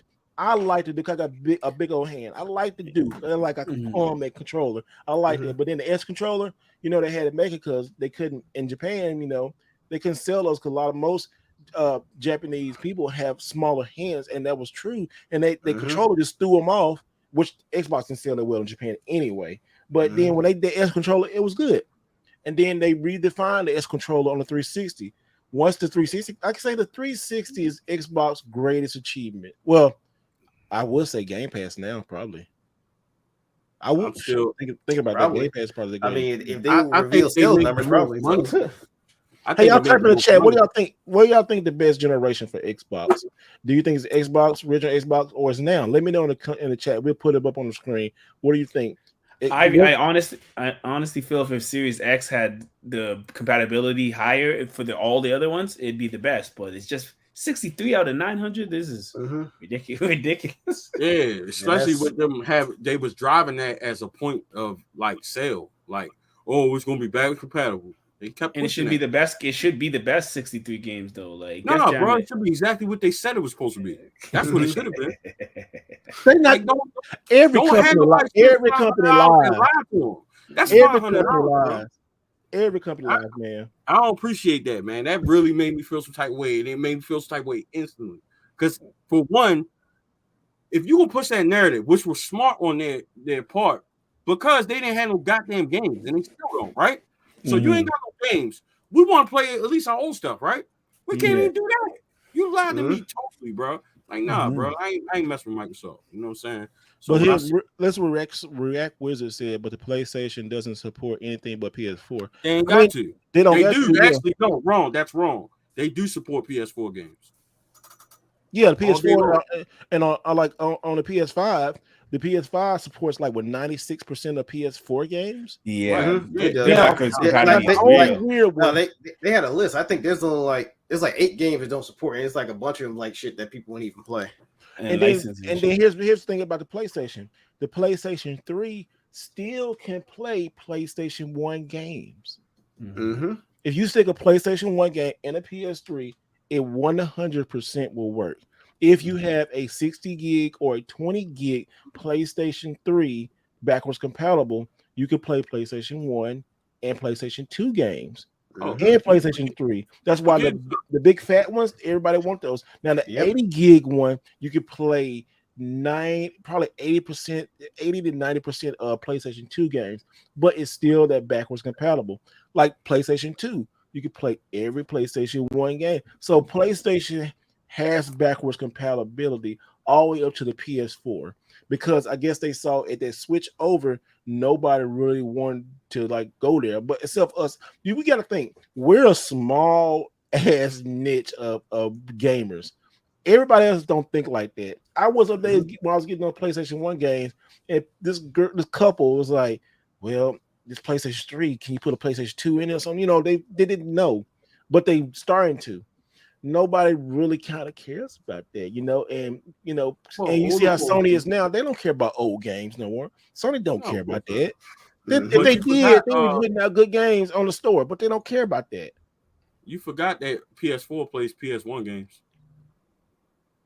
I never put a PS1 in the PS4. What are you talking about? It doesn't look good at all, but it can play it. Really? He just lying. No, I'm serious. A PS4 game. Somebody in chat vouch for me on that, please. I'm gonna try that tonight, then. No, it can play PS1. I'm gonna put it in right now. Mine's right here. You can put a PS1 game in a PS4. Bro, I know it was PS4 because it was a few years ago. I put in Mega Man Legends. I looked it up online. I thought it was weird that it went just PS1, but yeah, it's a fact. Yeah, he's gonna try it out. Yeah, try it out. I'm gonna say you got a myth buster. You got a myth buster. I might try that out. Yeah, I have mine right here. I have my PlayStation 4 right. I have my PlayStation 4 right here. I'm going to plug in Mega Man Legends right now. See what I got my 4 and Legends too. I don't know if I feel like plugging that bitch up though. That's the only thing. I tried it. It doesn't look. It's not great on the eyes because maybe if you dumb down your TV, you know what I'm saying. But yeah, it wasn't great, but it definitely will play them. Oh, okay. Well, I'm gonna try that.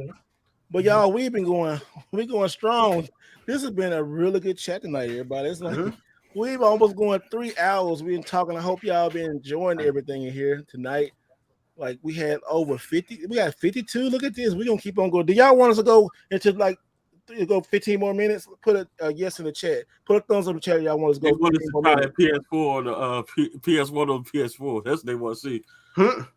Try it out. You got it right there, Tay. Yeah, look, hey, any expensive game this dude gonna say, his ass is gonna go get it. You know what, Mr. Wright Way, he did try to flex that real quick. You ain't see? Yeah, he did. he like this. He did like this. Hey, we gonna myth bust their ass right now, BDG. Try to see. Let's see what happens. Let's see what's up. Don't give me. Hey, you gotta buy me expensive game for work, Tay. Let's see if it worked though. Shit, here we go. Hey, he was ready to flex. See, Tay is the type of collector. He want every expensive game. He couldn't wait, man. He couldn't wait. I love Mega Man. What are you guys saying? Look at this. Oh my God, is it right? What? Let's see. It says this is spinning right now. Let's see.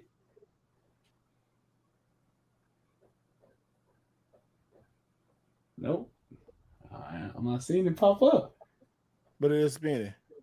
It's spinning. It shows a little emblem in the corner. You can't really see that. On the right corner. Select it, man. I'm telling you, I did that once. It can't do it. I said, where would it Maybe pop it's up? not that game. You got the original Legends? The first one? He got it. Though, right? Yeah, he got it. Yeah, and should I put one in or a Tron Bond? Try one. I know. Look, no, hold on. Hey, yo. You know the game is like a $600 game. Should I put that in? That's the most expensive one. No, bro, I'm telling you, I did that, and I know it wasn't a PS3 because I don't have a backwards compatible PS3. No, it's only on a PS3. Yeah, man. Yeah, you had to show that. Yeah. We don't take them out now. I'm gonna try number one, man. All right. Let's see. This one is still spinning. I don't know. You sure it wasn't like a digital copy? You might have been a digital copy. But you know what? I could have it said unrecognized disc. Okay, I knew you can't play on PS4. No, you know what it is? I think it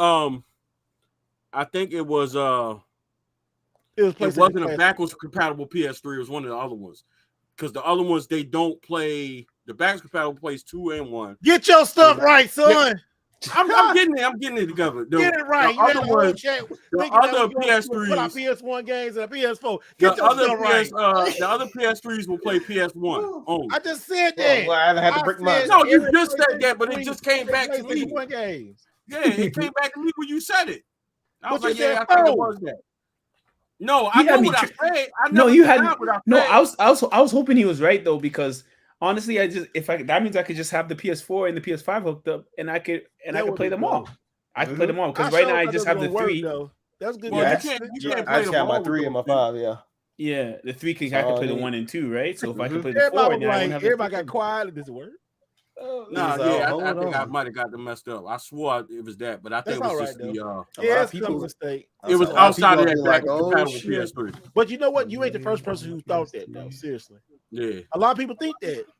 But yeah, because you automatically think every PS3, you think about the backwards compatibility one, the original one. But the ones outside of that, they will do PS1 only. Yeah. Yeah. Instead of and not 2. So the backwards compatible, all of them, all the 3s can play 1 and 3, but only the backwards ones can play 1, 2, and 3. That's what it was. My bad, y'all. My bad. I was wrong. I was loud and wrong. I'll take that. You had me hyped though. If that was a truth, you're a scientist. We're experiment live. Trial and error. That's I like that one. Yep, it's trial and error. Rick Wizard said, "What's your holy grail game?" I guess this is for everybody. But what's your holy grail game in your collection? Game. I have a holy grail item. I guess if I had to choose a game. Right now, this is my holy grail, I guess, because it's more expensive. But it's that damn Barbie doll game. Yeah, Barbie Groom and Glam Plus on the 3DS. Yeah, and it's sealed. Sealed like a motherfucker. I would say for me, that's it. It's a nice killer case too. It's not a particular game. It's a game. It's a collector's edition. That helmet right up there, that Titanfall 2 collector's edition, they do it like $800 now, like the entire thing. So that would probably say for me. That's my most expensive joint. All right, well, I guess if I had to choose above that, I wouldn't even really say that, but I guess it's because it's valuable and I kind of take care of it. And I bought it this way. It's Doom for the Jaguar. I got this complete box with this little protector on it. Oh, nice. I got this with the Jaguar. I got the multi-tab 2 controllers. So, I mean, I guess, but honestly, like I have items that are like holy grails to me, you know what I'm saying? Like, but I also I don't feel like letting this go right away either. You know what I'm saying? So like, I guess one of those things too. And like an individual, I guess that means the most to me. I actually got this complete in box. This joint right here, yes, sir. Like this is a good. It's like a $1,200. Yeah, it's a nice ass box too. It's like I think it's like $1,200. Let me see. But yeah, like this, like individually, this is my most expensive game that I own. And I'm a Mega Man fan too. So got this Mario 64. It's I believe it's a Blockbuster case. Yeah, somebody on Marketplace. Kind of cool the way they did it though. And hey, this is my holy grail for the channel. It's this and the GameCube, but a sealed copy of Smash Brothers I found in GameStop. Oh yes, sir. I remember that video. Yeah. Where you get is that case acrylic? Like yeah. You can get these cases like you can order these online. These cases are probably like about $15 a piece. They're nice, man. You put your just your great Expensive game. stuff. Instead of me getting it graded, I just put it in this thing right here. Like, Is it easy because does it just pop apart or yeah, like this right here. See, you just open it from the bottom, like. Oh, see, I like that better. That's See, so right here. You slide it from the like that. Oh, that's dope. I like that. You slide it. Graded cases, you have to sledgehammer. Yeah. And the game come out like see. Where you get those from? You said where you get those from? It's online. I had to show it. Just type in acrylic cases online. It's somewhere. I forgot. It had a company, but I guess the sticker fell off. But yeah, tell you, they sold the GameStops that got kiosks. Damn, that was cold. That was cold. I'm sorry. That was a good one. That was a good one. Yeah. Imagine my ass would have to drive across the world. Oh, with a truck one to of get my one grills back. that I just got that's kind of special to me. You know what I'm saying? It'd be a lot of 95 complete box of SNES, baby. You know that's a good game though. You know what I'm saying? Oh yeah, baby. This is beautiful. Live 95. Are you Live 95, man? You know what I'm saying? Mm-hmm. That's another joint that's kind of near and dear to me. You know what I'm saying? I just got this at MagFest. You know what I mean? So yeah, Live 95, baby. I can still play that to this day, like the emulator, because I got the I bet you I got something that none of y'all got. What's that? Matter of fact, we're gonna do it live on the stream, man. We're on the Wright Way Podcast. It's only right. You know what I'm saying? It's only right. I guarantee. Y'all want to take facts? In the chat. In the chat. Why you do that? We're gonna ask you, what's your first? I want to see if y'all got it. If y'all, you know what I'm saying? Real gamers and emulators. You understand? Y'all ready? JXD. What the hell is that? Y'all remember the JXD? Oh yeah, that. No, don't they have a camera on the back? The built-in hardware, the buttons. I never seen that before. Boy, me either. Yeah. Emulating on this joint is a different world, bro. Hey guys, Richard Rizzer said, "Who was the first retro YouTuber you like watching?"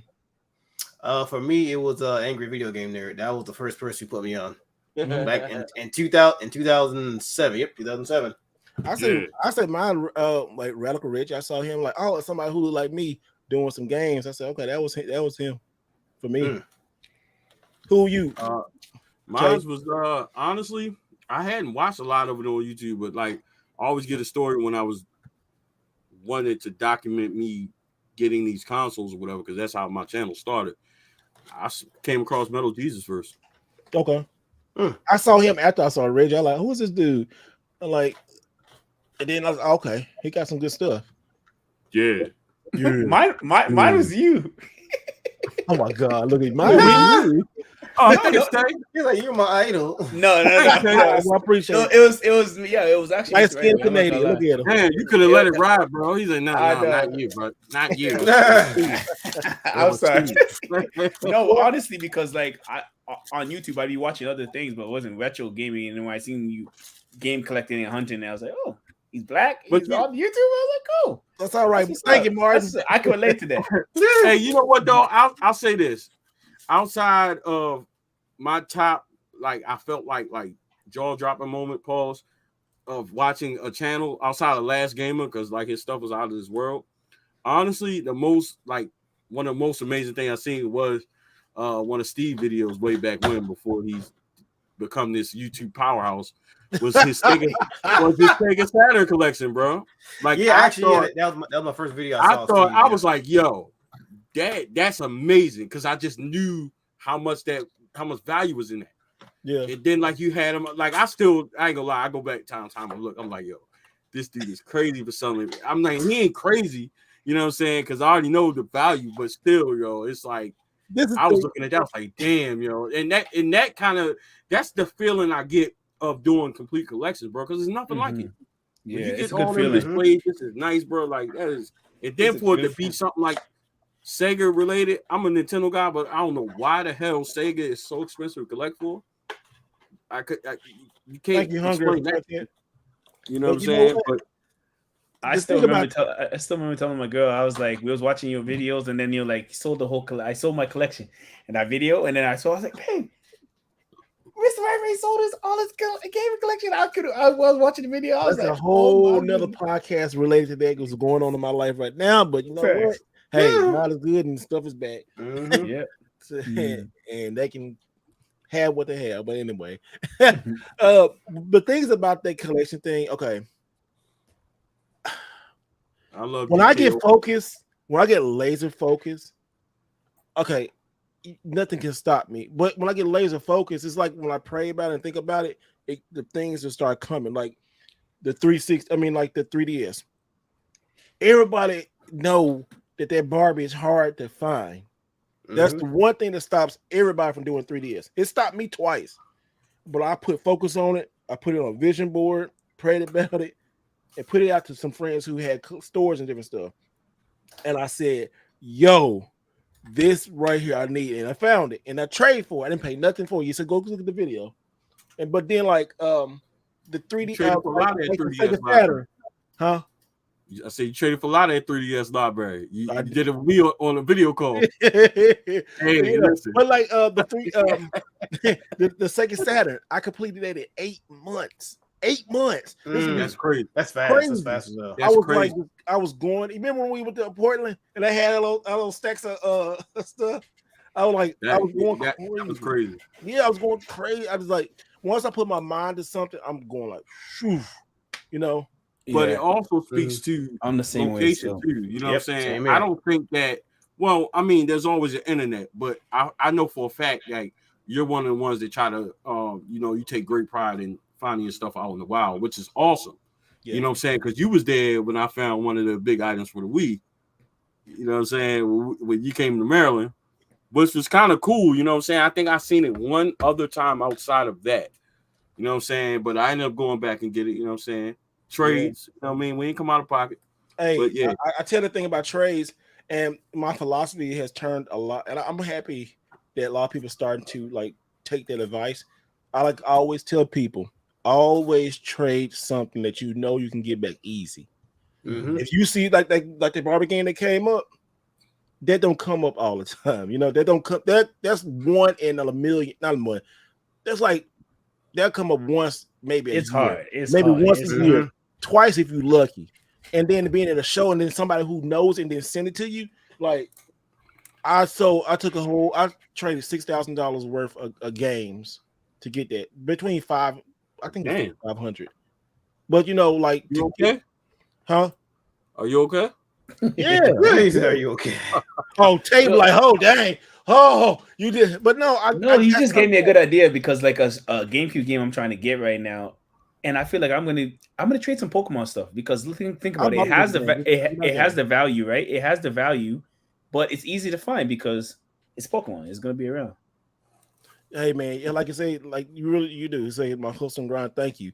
This is one thing about I see people don't listen to what people say on the internet. Like who will never had nothing because because everybody else out there doing the same thing. You gotta be committed to it. And my commitment to it is like. At the beginning of the month, I say, this is my gas money for my game money, and this is my game money. And I have to pay all my bills and stuff. You gonna spend money on gas going to place. You're gonna be tired, you're gonna be hungry, you're gonna be but you gotta take those days. Like I said, okay, I know I got videos to do my videos, get them done, but these days I'm gonna do game hunting, like 4 or 5 days.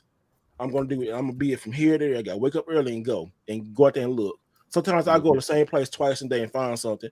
I go out. Like if I didn't get something told me to get my butt up this morning because of Mario Day and go to GameStop. That ain't nothing but God for me. I went there, found that darn thing, went to GameStop looking for Mario Day stuff. They had a PS4 kiosk waiting on me.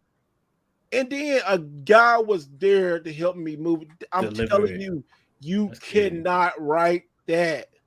And I didn't record it either. So I was like, it just happened. It just had stuff like that. What happened if you just got to go out there? A lot of people are just lazy. 100% I'd say they're lazy. A lot of people are lazy. Yeah, it's a grind though. It's definitely a grind. Like you said, I get up in the morning, I read, I do whatever I gotta do, and then I scroll on Facebook, I scroll on Kijiji, and I'm thinking I need to get this GameCube stuff for cheapest price I can. And the early word gets the word, man. I just be sending offers and let me pick it up at 2:00 or something. You know? It was free. The kiosk was 100% free. Yeah, and it's like, you know, it goes to we was talking about earlier, man. You know, your grind and your hustle. How dedicated are you to it? I'm very dedicated. You know what I'm saying? So it's like, you know, like he said, you go to certain stores twice a day, man. Like here it is right here. I ain't never did that. That's good. If you have to, it's so. Hey, I'm so dedicated. It probably cost me a relationship. But we won't talk about that. But I never did that though. I ain't never go to the same store twice in the day. That's but even with that, sometimes you got to, because they don't even put out games all the games the same day. I've literally gone to the same store back to back one day, like a Saturday, go back on a Sunday, and they got like 30 more games. It's definitely happened with the Wii games. Like I went to, matter of fact, Steve was there. We went to play Raven twice while he was here. I went after he went back home. I went like 3 more times, and I came out with a pile of games. So like they have to process things. So it's like he said, it's about that grind and that hustle, bro. Like you really got to get out there and look. Marcus, tell him about when we went to play Raven and what happened. Tell him about the PlayStation. Oh my god! Oh yeah, that was a good day. Like that's part of his video. He made a short about it. Y'all see, I had. I didn't make a short about the video. I didn't make it about. Originally when we had the guy recorded, you dropped. Oh yeah. But we didn't say nothing about that though. Yeah, so that matter of fact, it happened right after we got done recording that. So it's like we sitting there, we rung out, and shout out to Play Raven, man. They hooked us up big time. Shout out to the owner. Shout out to the employees. They hooked us up incredibly. You know what I'm saying? Yeah. So we standing there, we rung out, and we actually got the guy in the store to record the little video for us. And we get done recording, and we're sitting there, you know, just kind of topping it up or whatever. Guy walks in, he's like, "Yeah, you know, I'm moving out of state or whatever. I just want to give this to y'all." And it was a PlayStation 3 in the box, fresh controller, all that. You know, I think it was an extra controller. And so we're standing at the register, and Steve's like, "Hey, you know, can I have this?" He was joking. I was like, "Yeah." He's like, "Ain't no way I can charge you for it if we just got it for free." So Steve walked out with a PS3 complete box. I was trying to get him like flip it, like, "Yeah, let's ride it. Let's take this hour ride to East Starland and make it shake, baby." You know what I'm saying? I didn't sell it. I mentioned it. It worked perfect, but I mentioned so. But I was like, I was just joking. You know, being when I go out, y'all should know me now. I like to joke. Like, man, I like, "Hey, man, why don't you give me that for free?" And then it just shocked me. He's like, "Oh yeah, you can have it." I looked at Marcus. I'm like, "What is happening?" And he couldn't say nothing because his mouth like. I'm telling you, it don't hurt the ass, bro. Like even if that's true, you never know till you ask, bro. You never know. I ain't gonna lie. You know what I started doing as a content creator? The stuff that I want, like accessories and stuff like that. I lie to you not. I just bought a new gaming chair that's about to come in. No bullshit. I sent the email to them, say, "Hey man, you know I'm a content creator. How would you feel about sending people these chairs?" You never know, bro. Like that happened with Black Ranger. He asked about some gaming glasses. They sent him like 5-6 pairs. And that was just because he was just like, "I'm just going to ask." Like, worst thing going to say is no. They sent me this right here. I could do, and you see, I changed back to the chair. I'm going to shoot the other video maybe in the morning, not tonight, but tomorrow, and release it Saturday by comparing these chairs and stuff. But like, he went and so this was my kind of real first big kind of get for the channel. I had somebody really like salty on Facebook, like, "This company sucks. You shouldn't chair the chairs and all this kind of stuff." But I'm looking like a lot of content creators like these chairs, and they send them out. I haven't had a problem with this chair. Only problem I had with it is the bolts will get loose. Yeah, I had the same issue. But you had to tighten once you tighten them back up. Issue with a lot of them, though. It's brand new. But it feels great. Everything ain't for everybody. So you know what I'm saying? You gotta take people in the chat, man. You take things with a grain of salt. Don't ever not do something that you feel like in your heart you want to get because somebody else said it wasn't good. Because some people are like, this game is. Some people be like, this game trash, and then when I try it, I'm like, shit, I like it. Oh yeah, this was actually officer. It's not like, well, it can be used for gaming, but I recently got this one. It's just really comfortable, especially this rest right here. I can do this joint. It's really comfortable. But yeah, over time, at least for me, all the gaming chairs is kind of really wasn't doing good things for my back. Pause. So I had to, I had to switch it up. I had to switch it up and get one of these. Yeah. Boy, I'm turning that into a short. Boy, this shit wasn't good for my back, so I had to switch it on up.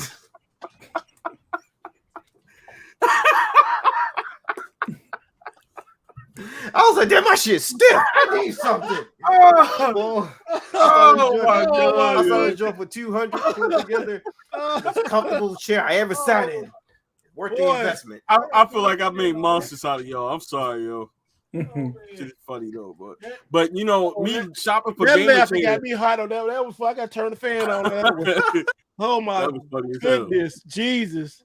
That was. But no, I've seen gaming chairs like up in the prices of $1,000, and they're not even like that. They're more like office chairs. You know what I'm saying? But I ain't gonna lie, like that one, man. You did too. You're like, yeah, I know. He's like, ignore that back. Don't hit that back, man. Hey, look. Hey, the older you get, like the back, your back is the most important thing, yo. So yeah, you gotta. You know how when our parents told you don't stomp to your chair, boy, I'll be so firm when I sit up now. Sit like this, man. And you know what's crazy? That's what feels like. I had a car accident, so I had a couple bowling discs that's gonna bother me the rest of my life. So what makes me feel the best, pause, is sitting straight up. Yep. Yeah. The black chair I had from Ewin I had is really not a computer type of desk. I mean, computer chair. It's good. It feels really good. It's made wider for wider people. But this right here has been my trust and true. This chair right here is this chair is great. This chair has been really good. It's the color I like. It's good. It's good. Yeah. It's been really good. Edwards said gaming chairs are like Timberlands. They look nice, but they're painful as hell. Yeah.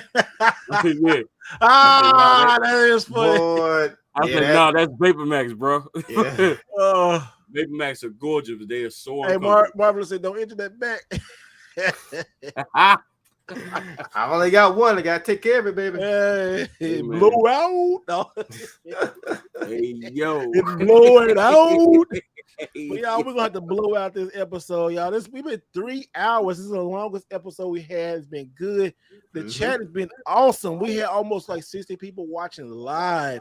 That is amazing. For all 3 hours, it's been an average of 50 people, guys. Boy, yeah, man. Give it up for the chat, man. Give it up for the chat, man. Shout out to y'all. Bro. Like everybody pay attention. Like, look at this. Life and Take Game. Tell you where you're not paying no attention. You're there looking at stuff. I know. He'll put. Life and Take. Tell us how to find you. Life and Take Gaming on YouTube, TikTok, Twitter, Instagram, and you know it is everywhere. Even on Facebook. That's all right. Come check it out. We're collecting the GameCube set this year. Good luck, man. And then we got the Nintendo World Champion. What you say? Where they can find me? Yeah, where can find you, bro? Well, you can find me in a brothel near you. No, I'm just kidding. No, man. That was a good one. I'm sorry. I had that one in the clip. Now, you can find me at Video Game Voting on all gaming social platforms, man. You already know. That's what's up. And then my boy Mega. Hey, what's up? Y'all can find me YouTube, Twitter, Instagram, and soon to be Backsaw Us, copyright pending. So yeah, we got. Hey, look, I'm gonna go ahead. Hey, Marvel's giving me a good idea, man. I'm like, hey, man, I'm gonna make a chair brand right now. Go get it. Well, I'm gonna make a gaming chair business, bro. It's gonna be more that stuff like this. Call that joint Backsaw Us. Well, we care about your back, nobody else's. And we'll be back next week, next Friday. Hopefully Friday. We might be doing something early. It might be pre-recorded. We gotta see how that's going to be because I'm going out of town next couple weeks. And hopefully we can be doing a lot. I'll be doing this from Japan probably in April. Hopefully. That's right. I gotta see how time difference. I'm definitely gonna try to do it from April. I mean, I'm coming to Japan with you. So, but y'all know where to find me, Mr. Wright Way on YouTube, everywhere else, Steve Wright Jr. on Twitter and everything. Guys, thank you so much. We had all these people in tonight. Catch the replay if you have not watched it, and always remember to do it the right way.